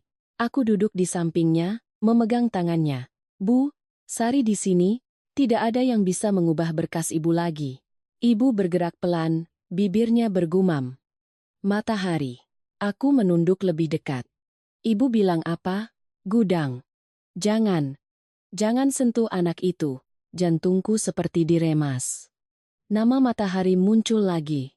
Kali ini bukan igawan tak berarti.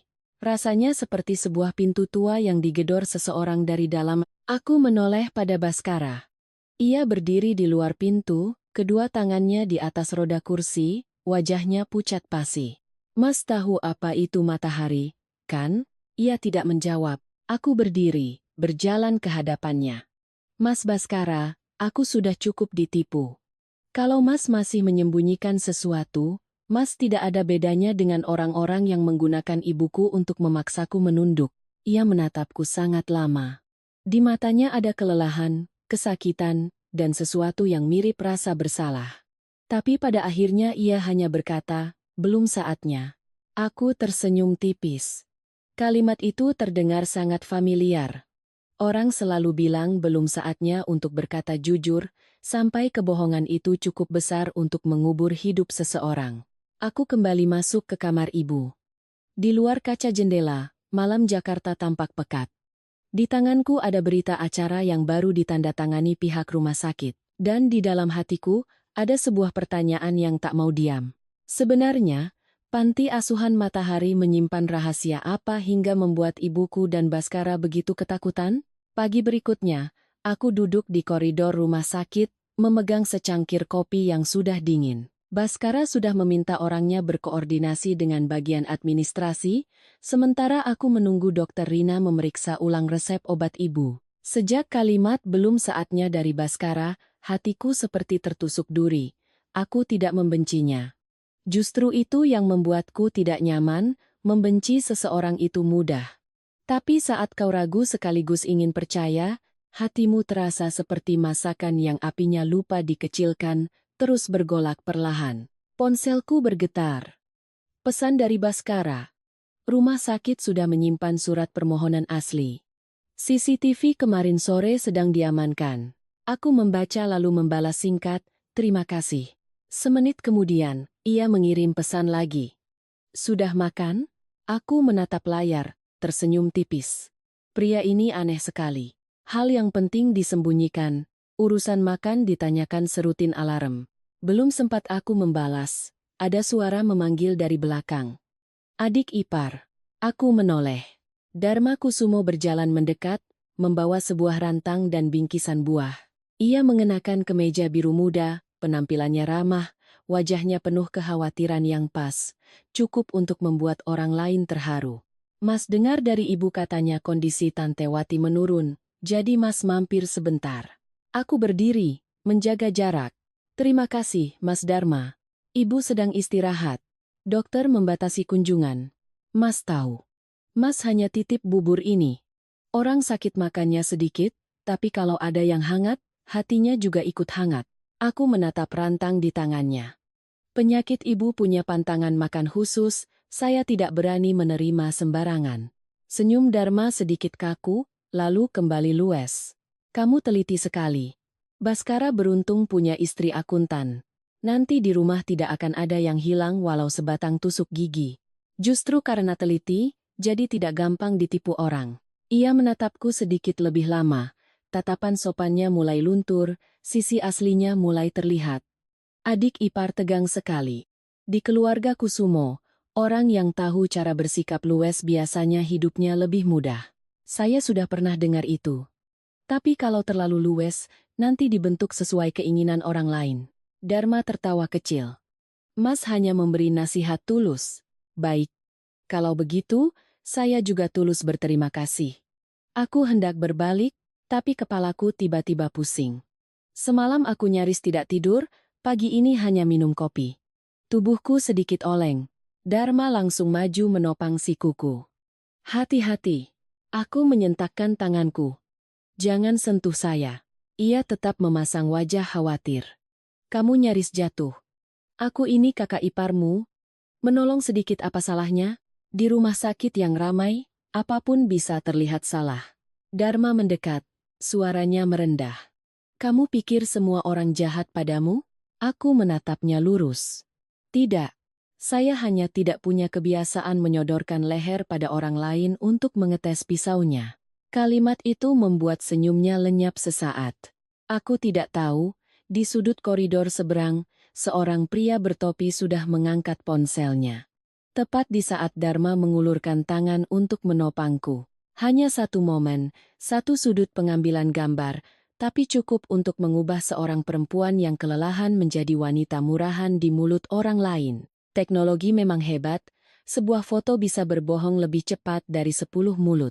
Siangnya, saat aku sedang duduk di samping ranjang ibu, Bu Lastri datang dengan panik. "Sari, kamu sudah lihat ini?" Bu Lastri menunjukkan ponselnya. Di sebuah grup arisan keluarga Kusumo, Riana mengunggah foto saat aku ditopang oleh Dharma di halaman rumah sakit. Keterangannya tidak menyebut nama, tapi sindirannya sangat jelas. Ada ya, orang yang baru masuk keluarga kaya sudah lupa siapa suaminya. Rumah sakit pun jadi tempat main drama. Di bawahnya, berbagai komentar bermunculan. Kasihan Baskara. Gadis miskin kalau dapat kesempatan memang suka serakah. Baru menikah sudah begini, nanti bagaimana? Aku membaca setiap baris, telingaku panas.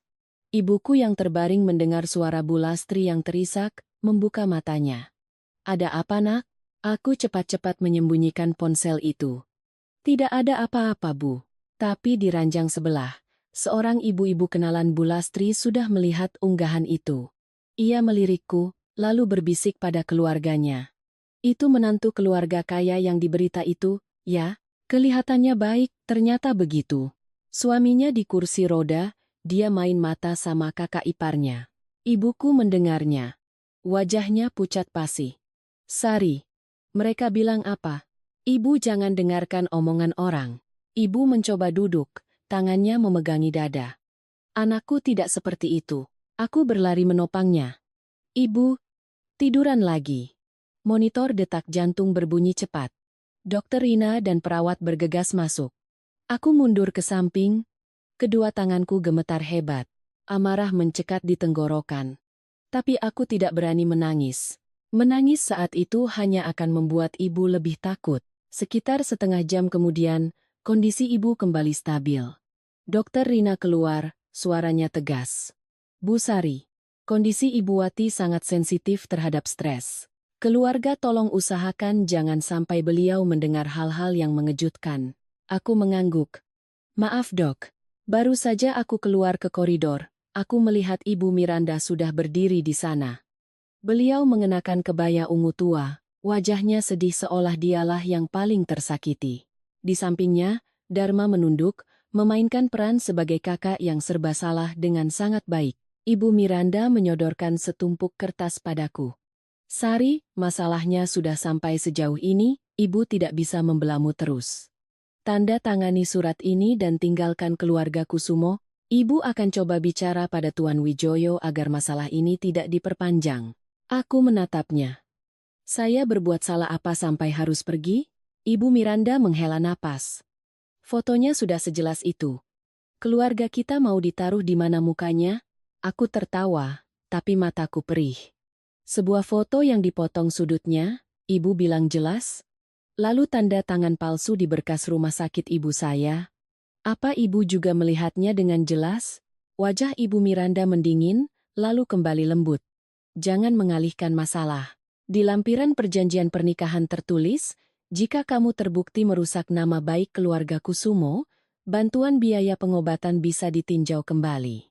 Aku mengerti. Akhirnya, kartu as itu dimainkan. Dharma maju, suaranya dibuat berat. Adik ipar, Mas tidak mau memperpanjang masalah. Tapi kamu juga harus pikirkan Baskara. Dia sudah cukup menderita. Aku menatapnya. Mas sengaja mendekatiku di halaman rumah sakit. Ia mengangkat alis. Kamu lelah. Mas bantu. Niat baik jadi salah. Niat baik tidak butuh juru foto yang siaga.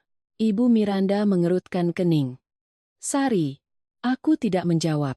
Aku berbalik dan berjalan lurus ke pos satpam rumah sakit. Pak Udin. Satpam yang berjaga. Sedang santai. Aku berkata dengan jelas. Pak, saya butuh bantuan Bapak untuk mengkonfirmasi kejadian tadi pagi di halaman. Ada yang memfoto saya dengan sudut yang salah untuk memfitnah. Saya mau minta rekaman CCTV diamankan, dan jika Bapak bersedia, menjadi saksi bahwa pria itu yang aktif mendekati saya. Pak Udin menatapku, lalu melirik ke arah koridor tempat Dharma berdiri dari kejauhan. Saya lihat Mas yang itu memang sudah mondar-mandir di halaman dari pagi, Mbak.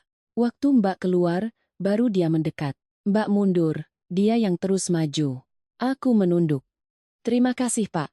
Aku menyimpan tangkapan layar unggahan Riana, lalu mengirim semuanya pada seorang pengacara bernama Tirta, nomor yang pernah diberikan Baskara.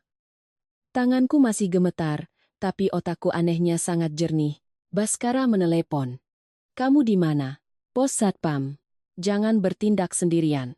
Aku tidak sendirian. Aku punya CCTV, saksi mata, dan bukti digital. Di seberang sana hening. Aku ke sana. Aku tidak butuh Mas menyelesaikannya untukku. Sari. Aku memotongnya, suaraku serak. Kehormatanku yang diseret ke lumpur, aku sendiri yang akan menariknya kembali.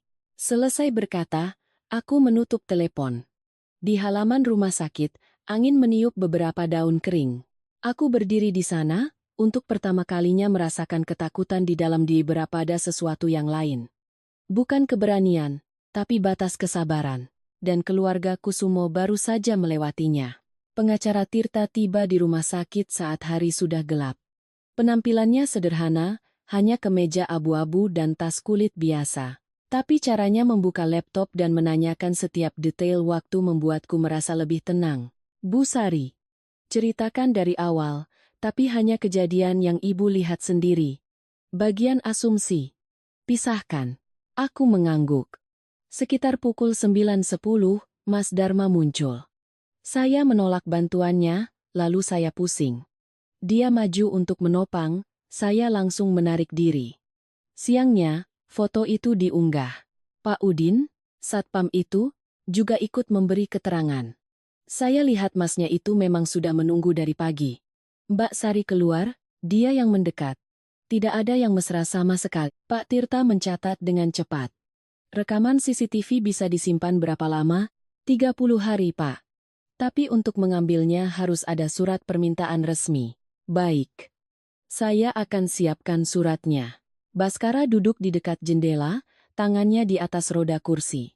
Sejak datang ia tidak banyak bicara, tapi aku tahu ia marah.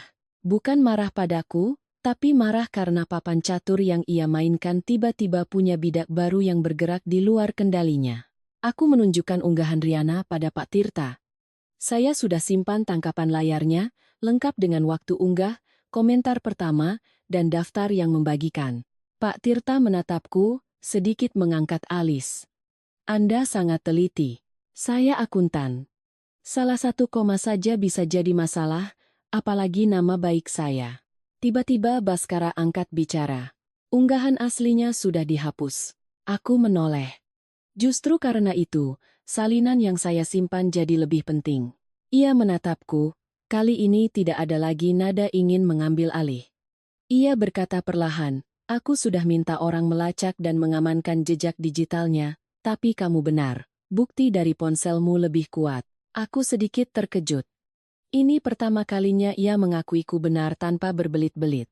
Pak Tirta bertanya, apa ada pesan teks dari Dharma sebelum pertemuan itu? Aku membuka pesannya.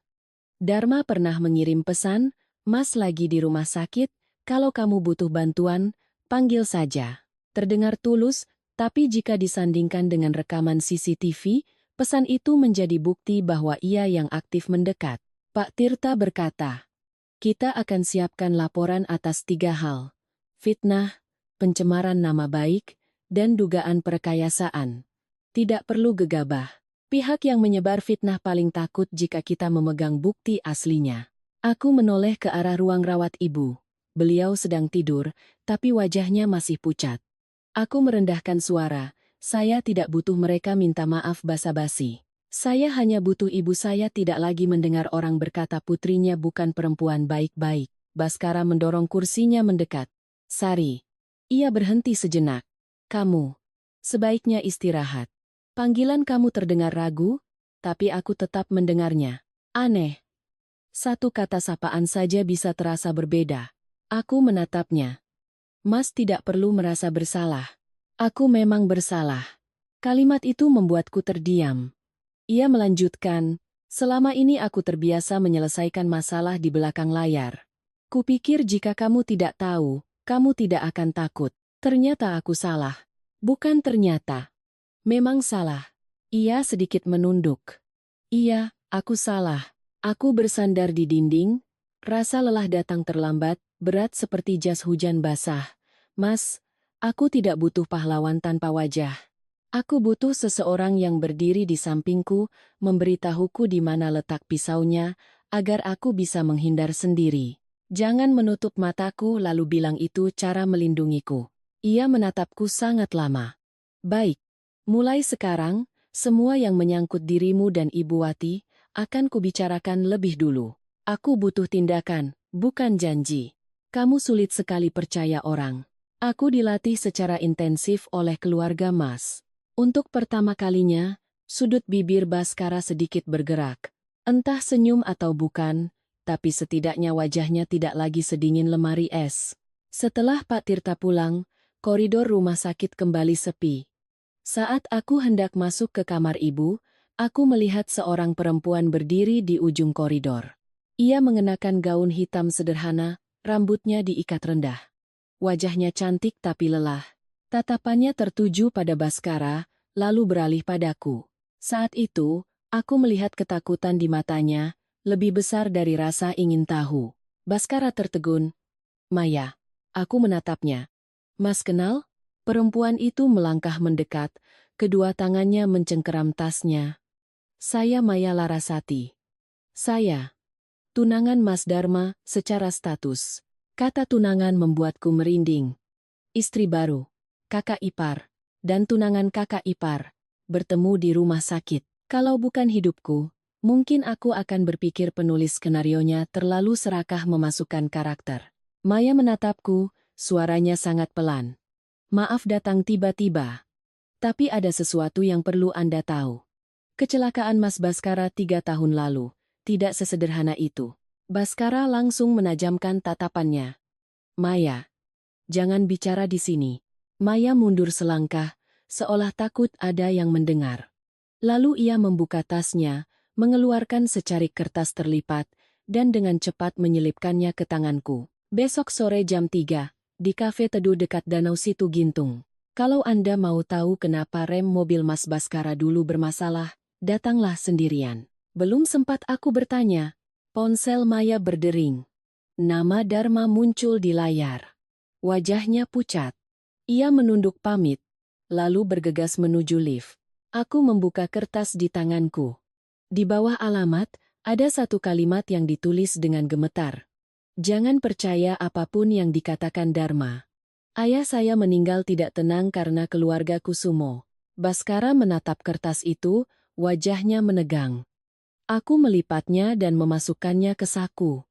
Kali ini aku tidak bertanya apakah ia menyembunyikan sesuatu lagi. Aku hanya berkata, besok aku akan pergi.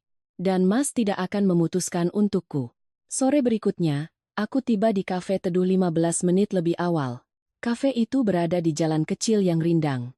Di dalamnya, terdengar alunan musik instrumental yang lembut. Aku memilih meja di dekat jendela, dengan punggung menghadap dinding. Sejak insiden foto itu, aku belajar satu hal. Dimanapun kau duduk, pastikan kau bisa melihat jalan keluar.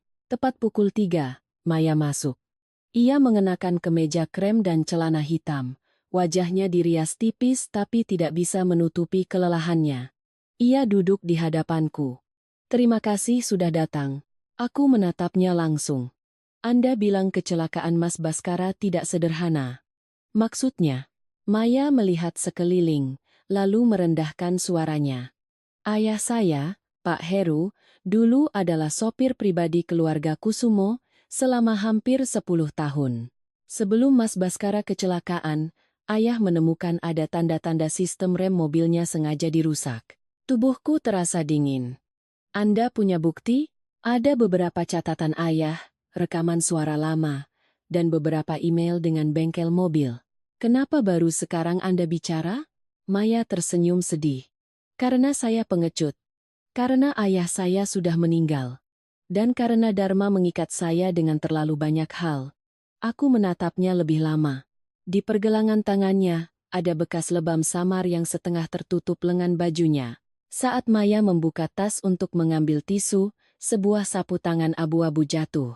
Di sudutnya, ada bordiran huruf B. Aku melihatnya, hatiku sedikit terkejut. Maya memungutnya dengan cepat, tapi aku sudah terlanjur melihat. Sapu tangan Baskara. Ia mengangkat wajah. Anda pikir saya pernah mencintainya? Saya hanya bertanya. Tidak. Sapu tangan ini memang miliknya, Tapi bukan sebagai kenang-kenangan romantis. Dulu, ayah saya pernah dipukuli orang setelah terlalu banyak bertanya soal mobil itu. Mas Baskara, waktu itu belum kecelakaan, melihat ayah berdarah di parkiran. Dia menggunakan sapu tangan ini untuk membalut lukanya, lalu membawanya ke rumah sakit. Ayah menyimpannya. Setelah ayah meninggal, saya yang menyimpannya. Sebagai pengingat, bahwa di keluarga Kusumo, pernah ada satu orang yang tidak ingin ayah saya mati sia-sia. Aku terdiam. Di dalam tasnya, ia mengeluarkan sebuah amplop kecil. Di sini ada USB, berisi bukti pesan Dharma menyewa orang untuk memfotomu di rumah sakit, beberapa email dengan perusahaan cangkang, dan rekaman suara ayah. Saya tidak berani mengirimnya online, ponsel saya diperiksa. Aku mengulurkan tangan untuk menerimanya, tapi ia menahannya sejenak. Bu Sari, jika Anda menggunakannya, Anda harus hati-hati. Dharma tidak hanya menginginkan uang atau jabatan, dia takut Baskara bangkit kembali, baik di perusahaan maupun di hati Tuan Wijoyo. Aku menatapnya. Dan Anda? Apa yang Anda inginkan? Maya menunduk.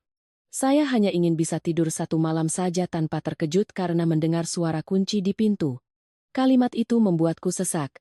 Seorang pelayan pria datang, meletakkan 2 gelas minuman. Ia sedikit menyenggol kursi Maya, amplop di atas meja jatuh di dekat kakiku. Maaf, Mbak.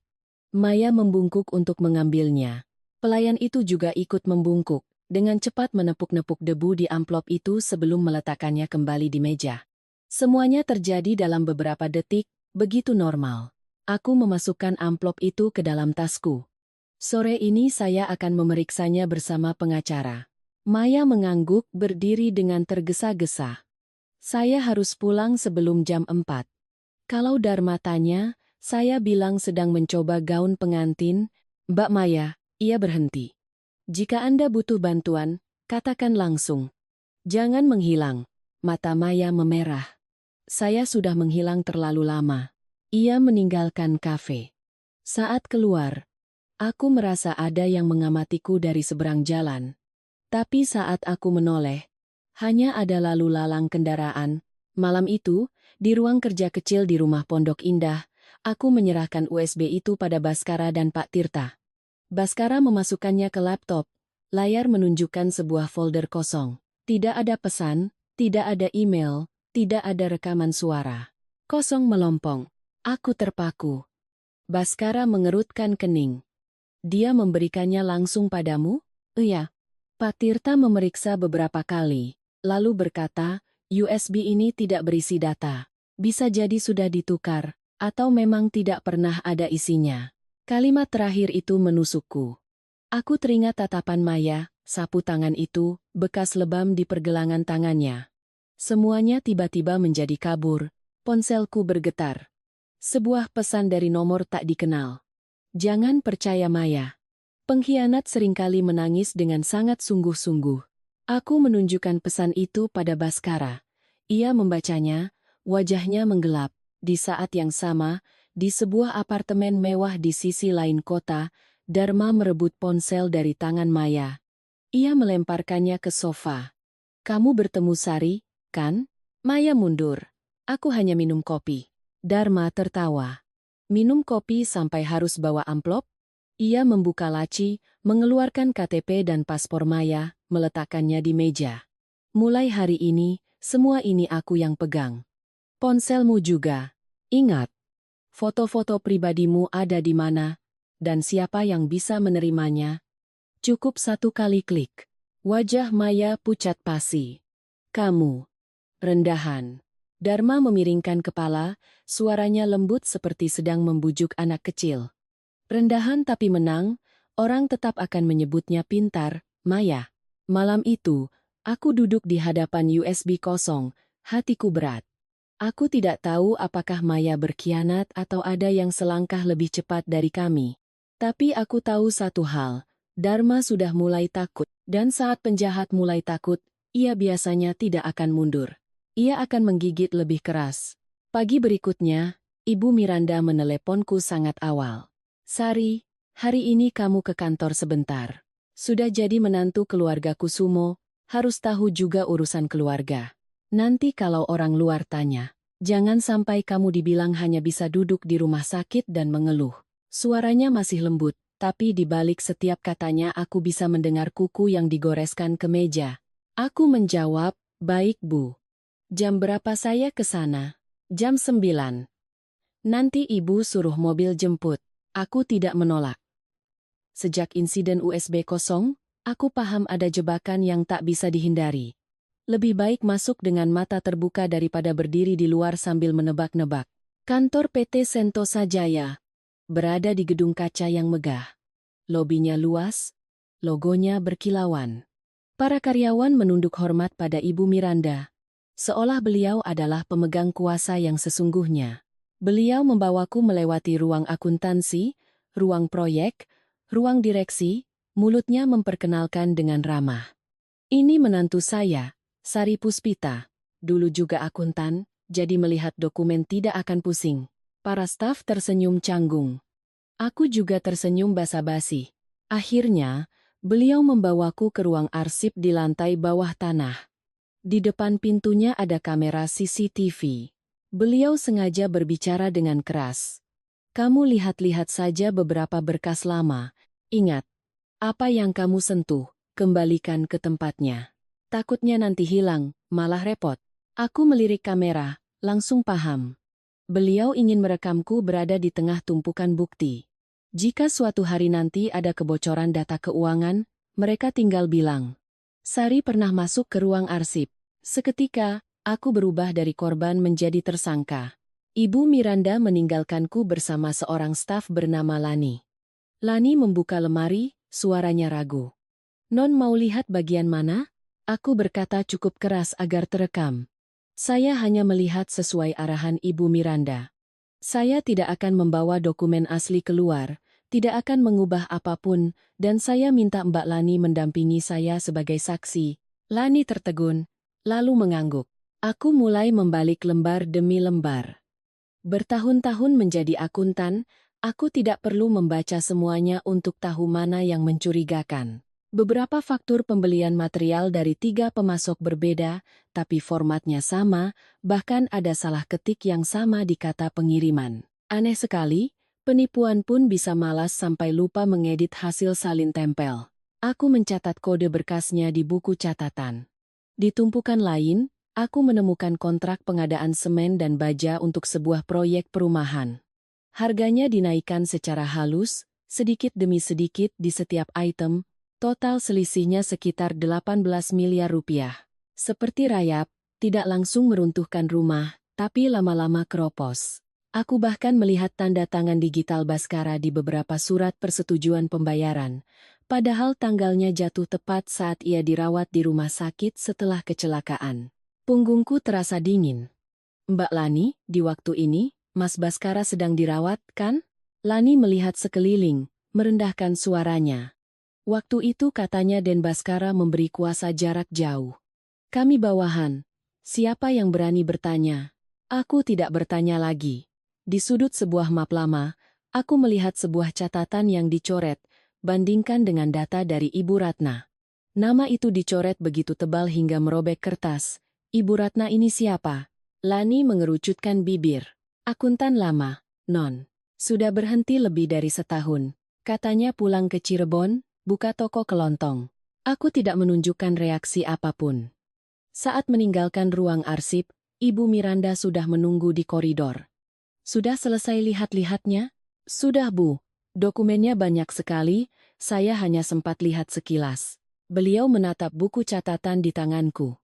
Kamu catat apa? Aku membukanya, menunjukkan beberapa baris catatan tak berarti tentang prosedur penyimpanan. Kebiasaan saja, Bu. Kalau tidak dicatat, kepala rasanya berantakan. Ibu Miranda tersenyum, tapi matanya tidak. Sore itu, aku tidak pulang ke Pondok Indah. Aku naik kereta ke Cirebon, mencari Ibu Ratna. Toko kelontongnya berada di pinggir jalan kabupaten. Begitu aku menyebut nama PT Sentosa Jaya, wajahnya langsung pucat. Saya tidak tahu apa-apa. Pulang saja. Aku meletakkan tangan di meja kasirnya. Bu Ratna. Ibu saya sedang dijadikan alat tawar oleh mereka. Maya juga dikendalikan. Saya datang bukan untuk menyeret ibu ke dalam masalah. Tapi jika ibu pernah melihat mereka berbuat salah, tolong bantu saya mempertahankan sedikit kebenaran. Ibu Ratna menatapku lama, lalu menarik separuh pintu tokonya. Dulu saya menemukan faktur fiktif. Waktu saya lapor, saya diancam. Mereka mengirim foto anak saya pulang sekolah. Anda paham, kan? Aku mengangguk. Tentu saja paham. Penjahat sangat pintar mencari titik terlemah seseorang untuk ditekan. Ibu Ratna mengambil sebuah buku catatan bersampul coklat dan sebuah hard disk kecil dari bawah laci. Saya hanya menyimpan data pembanding dan file salinannya. Dokumen aslinya pasti sudah diubah. Bawa ini. Tapi jangan sebut nama saya sebelum Anda punya perlindungan hukum. Aku menerimanya dengan kedua tangan. Terima kasih, Bu. Hujan turun saat aku kembali ke Jakarta. Baru saja mobil yang kutumpangi melewati jalan tol yang sepi, aku melihat dua sepeda motor mengikuti dari belakang cukup lama. Jantungku berdebar kencang. Aku menelepon Baskara. Ia langsung mengangkat. Sari, kamu di mana? Dalam perjalanan dari Cirebon. Ada yang mengikuti. Suaranya langsung tegang. Kirim lokasimu. Jangan tutup telepon. Aku membagikan lokasiku. Tanganku memeluk erat tas berisi buku dan hard disk itu. Hujan membasahi kaca, lampu motor di belakang tampak kabur. 15 menit kemudian, sebuah mobil hitam memepet dari sisi kiri, menghalangi mobilku dari kedua motor itu. Aku mengenali plat nomor mobil Baskara. Mobil berhenti di sebuah rest area yang terang. Baskara didorong keluar oleh sopirnya, jaketnya basah oleh hujan, wajahnya dingin menakutkan. Ia menatap tas di tanganku, lalu menatapku. Apa yang kamu temukan? Aku menjawab pelan. Angka-angka yang bisa bicara. Dan mereka menyebut nama Dharma. Baskara memejamkan mata sesaat. Saat membukanya, suaranya berat. Kalau begitu, sudah saatnya aku menceritakan padamu tentang panti asuhan Matahari. Dari rest area, Baskara tidak membawaku pulang ke Pondok Indah. Ia menyuruh sopir mengarah ke pinggiran kota. Hujan masih turun. Aku duduk di sampingnya, memeluk erat tas berisi bukti dari Ibu Ratna, tapi yang membuatku gemetar saat itu bukanlah dua motor tadi, melainkan kalimat Baskara, panti asuhan Matahari. Nama itu berulang kali disebut dalam igawan ibuku. Sekarang keluar dari mulutnya dengan begitu tenang dan menakutkan. Mas tahu tempat itu sejak kapan? Ia menatap keluar jendela.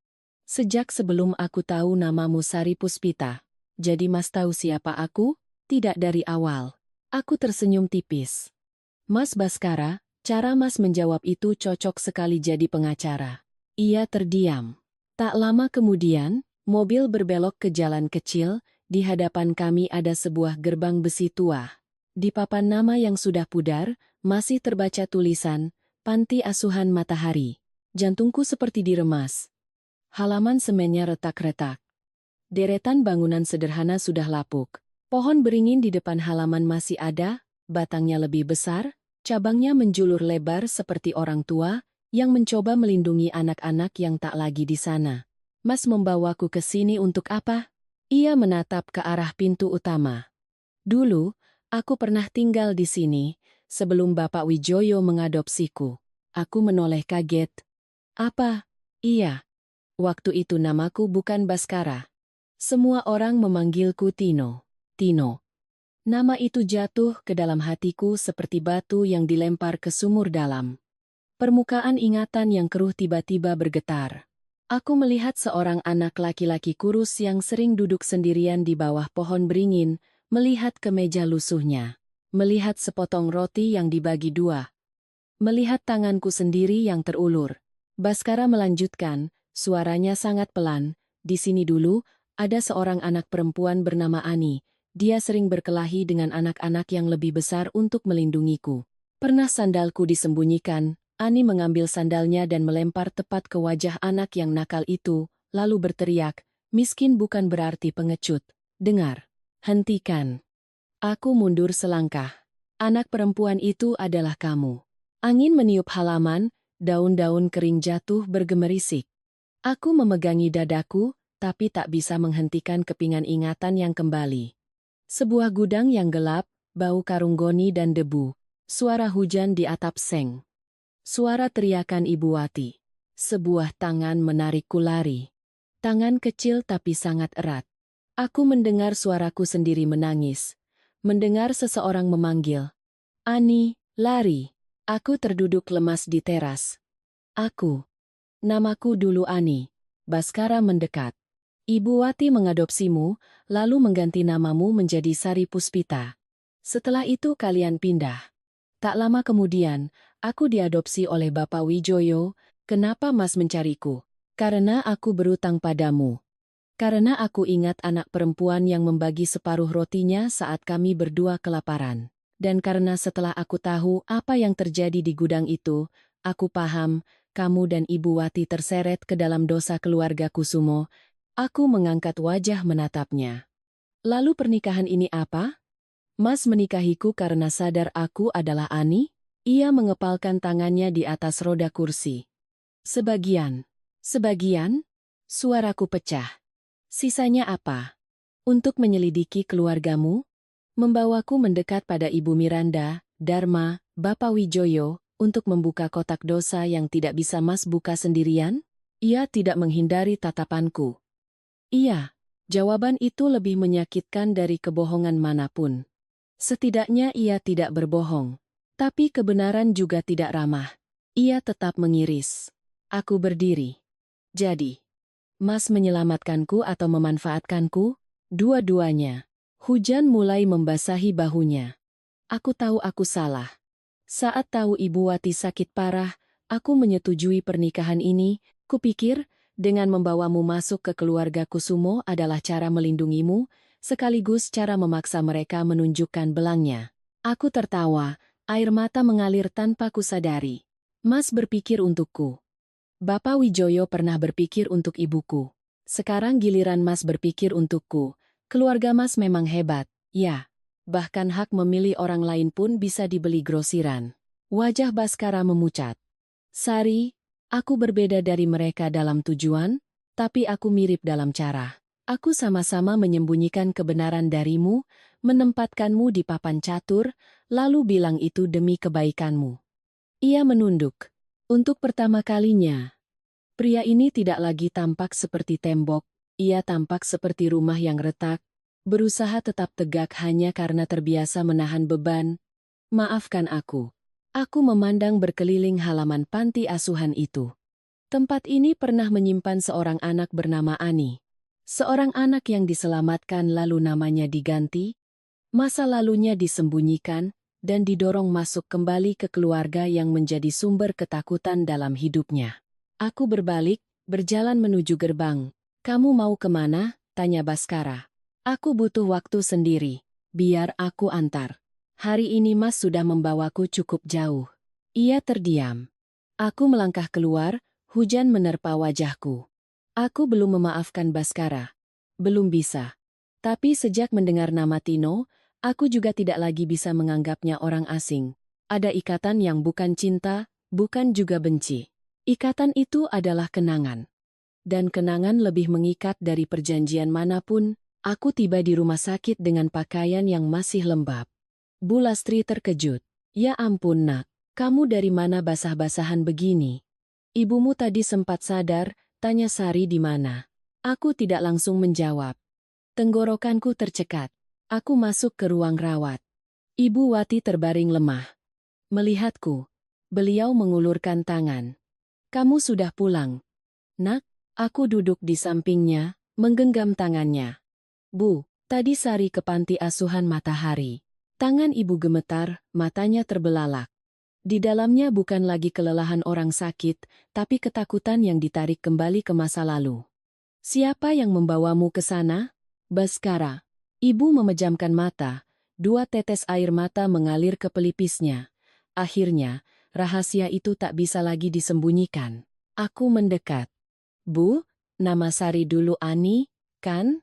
Ibu menatap langit-langit kamar lama sekali. Iya. Di panti. Semua orang memanggilmu Ani. Si kecil Ani yang rambutnya kemerahan, yang suka menyimpan roti di saku untuk dibagi dengan seorang anak laki-laki bernama Tino. Aku tercekat. Tino itu Baskara. Ibu mengangguk sangat pelan. Ibu tahu belakangan. Ibu tidak menyangka, setelah bertahun-tahun, kamu justru masuk ke rumah itu lagi. Apa yang terjadi di gudang itu, Bu? Ibu memalingkan wajah, bahunya bergetar. Sesaat kemudian, beliau berkata dengan suara parau. Dulu, keluarga Kusumo sering datang ke panti untuk beramal, tapi tidak semua yang pakaiannya wangi, hatinya juga bersih. Putra sulung Bapak Wijoyo juga sering ikut. Suatu sore, ibu lihat kamu menghilang. Ibu cari, lalu ibu dengar kamu menangis di dalam gudang. Aku sulit bernapas. Ibu buka pintu. Ibu lihat dia sedang menarikmu ke sudut gelap. Ibu berlari, merebutmu. Saat kami saling dorong, dia terpeleset. Kepalanya terbentur ujung rak besi. Ibu terisak. Dia tidak selamat. Aku membeku. Jadi gudang dalam ingatanku bukanlah mimpi buruk, melainkan tempat hidupku nyaris dihancurkan. Ibu tidak bersalah. Ibu tersenyum pedih. Orang miskin terkadang tidak perlu bersalah untuk dipaksa menanggung ketakutan.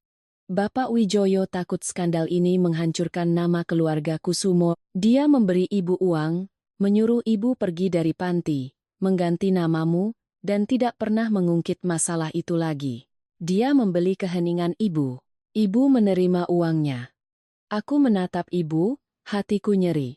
Ibu tidak memakainya untuk diri sendiri. Tangan ibu menggenggam tanganku erat. Waktu itu kamu demam tinggi, paru-parumu lemah, butuh perawatan. Ibu pakai sebagian uang itu untuk membawamu ke dokter, sisanya untuk mengurus surat-surat dan sewa rumah. Setelah itu, ibu berjualan dan menjahit untuk membesarkanmu.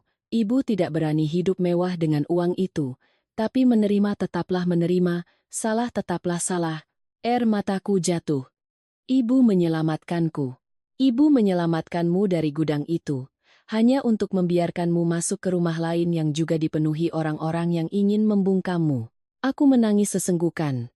Aku sayang ibu, tapi aku juga marah. Marah karena beliau sendirian memikul rahasia itu, membiarkanku tumbuh tanpa tahu dari bahaya apa aku pernah diselamatkan. Ibu mengelus rambutku. Sari, kamu boleh marah pada ibu. Tapi jangan marah pada dirimu sendiri. Kamu tidak berutang apapun pada keluarga Kusumo, pada Bapak Wijoyo, bahkan pada ibu, dengan cara mengorbankan hidupmu. Aku tersungkur di samping ranjang ibu. Kali ini aku menangis sejadi-jadinya. Bukan lagi tangis karena merasa dikhianati, tapi seperti anak kecil bernama Ani di dalam diriku akhirnya menemukan jalan pulang. Di malam yang sama, di kediaman utama di Menteng, Bapak Wijoyo Kusumo duduk sendirian di ruang kerjanya. Belakangan, pengacara Tirta menceritakan bahwa malam itu Bapak Wijoyo merekam sebuah video pengakuan berdurasi hampir 15 menit. Di dalamnya, beliau mengakui telah menutupi insiden di panti asuhan Matahari dan memaksa Ibu Wati diam. Beliau meminta maaf padaku, ibuku, dan Baskara.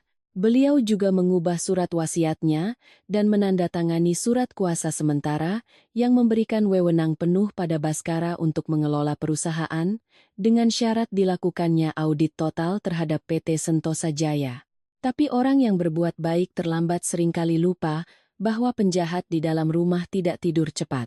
Pagi berikutnya, Ibu Miranda menemukan brankas Bapak Wijoyo terbuka.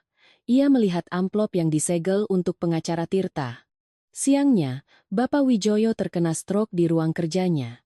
Biksumi yang mendengar suara gaduh berlari masuk dan menemukan beliau sudah tergeletak di lantai.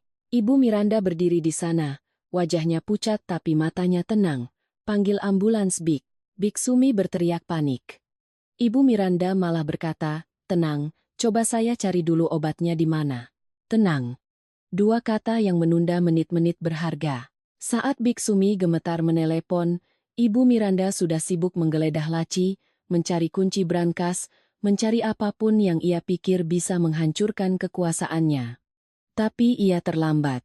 Video pengakuan dan surat wasiat baru itu sudah berada di tangan pengacara Tirta. 2 hari setelah pengakuan ibu, aku nyaris tidak tidur. Kondisi ibu menurun drastis.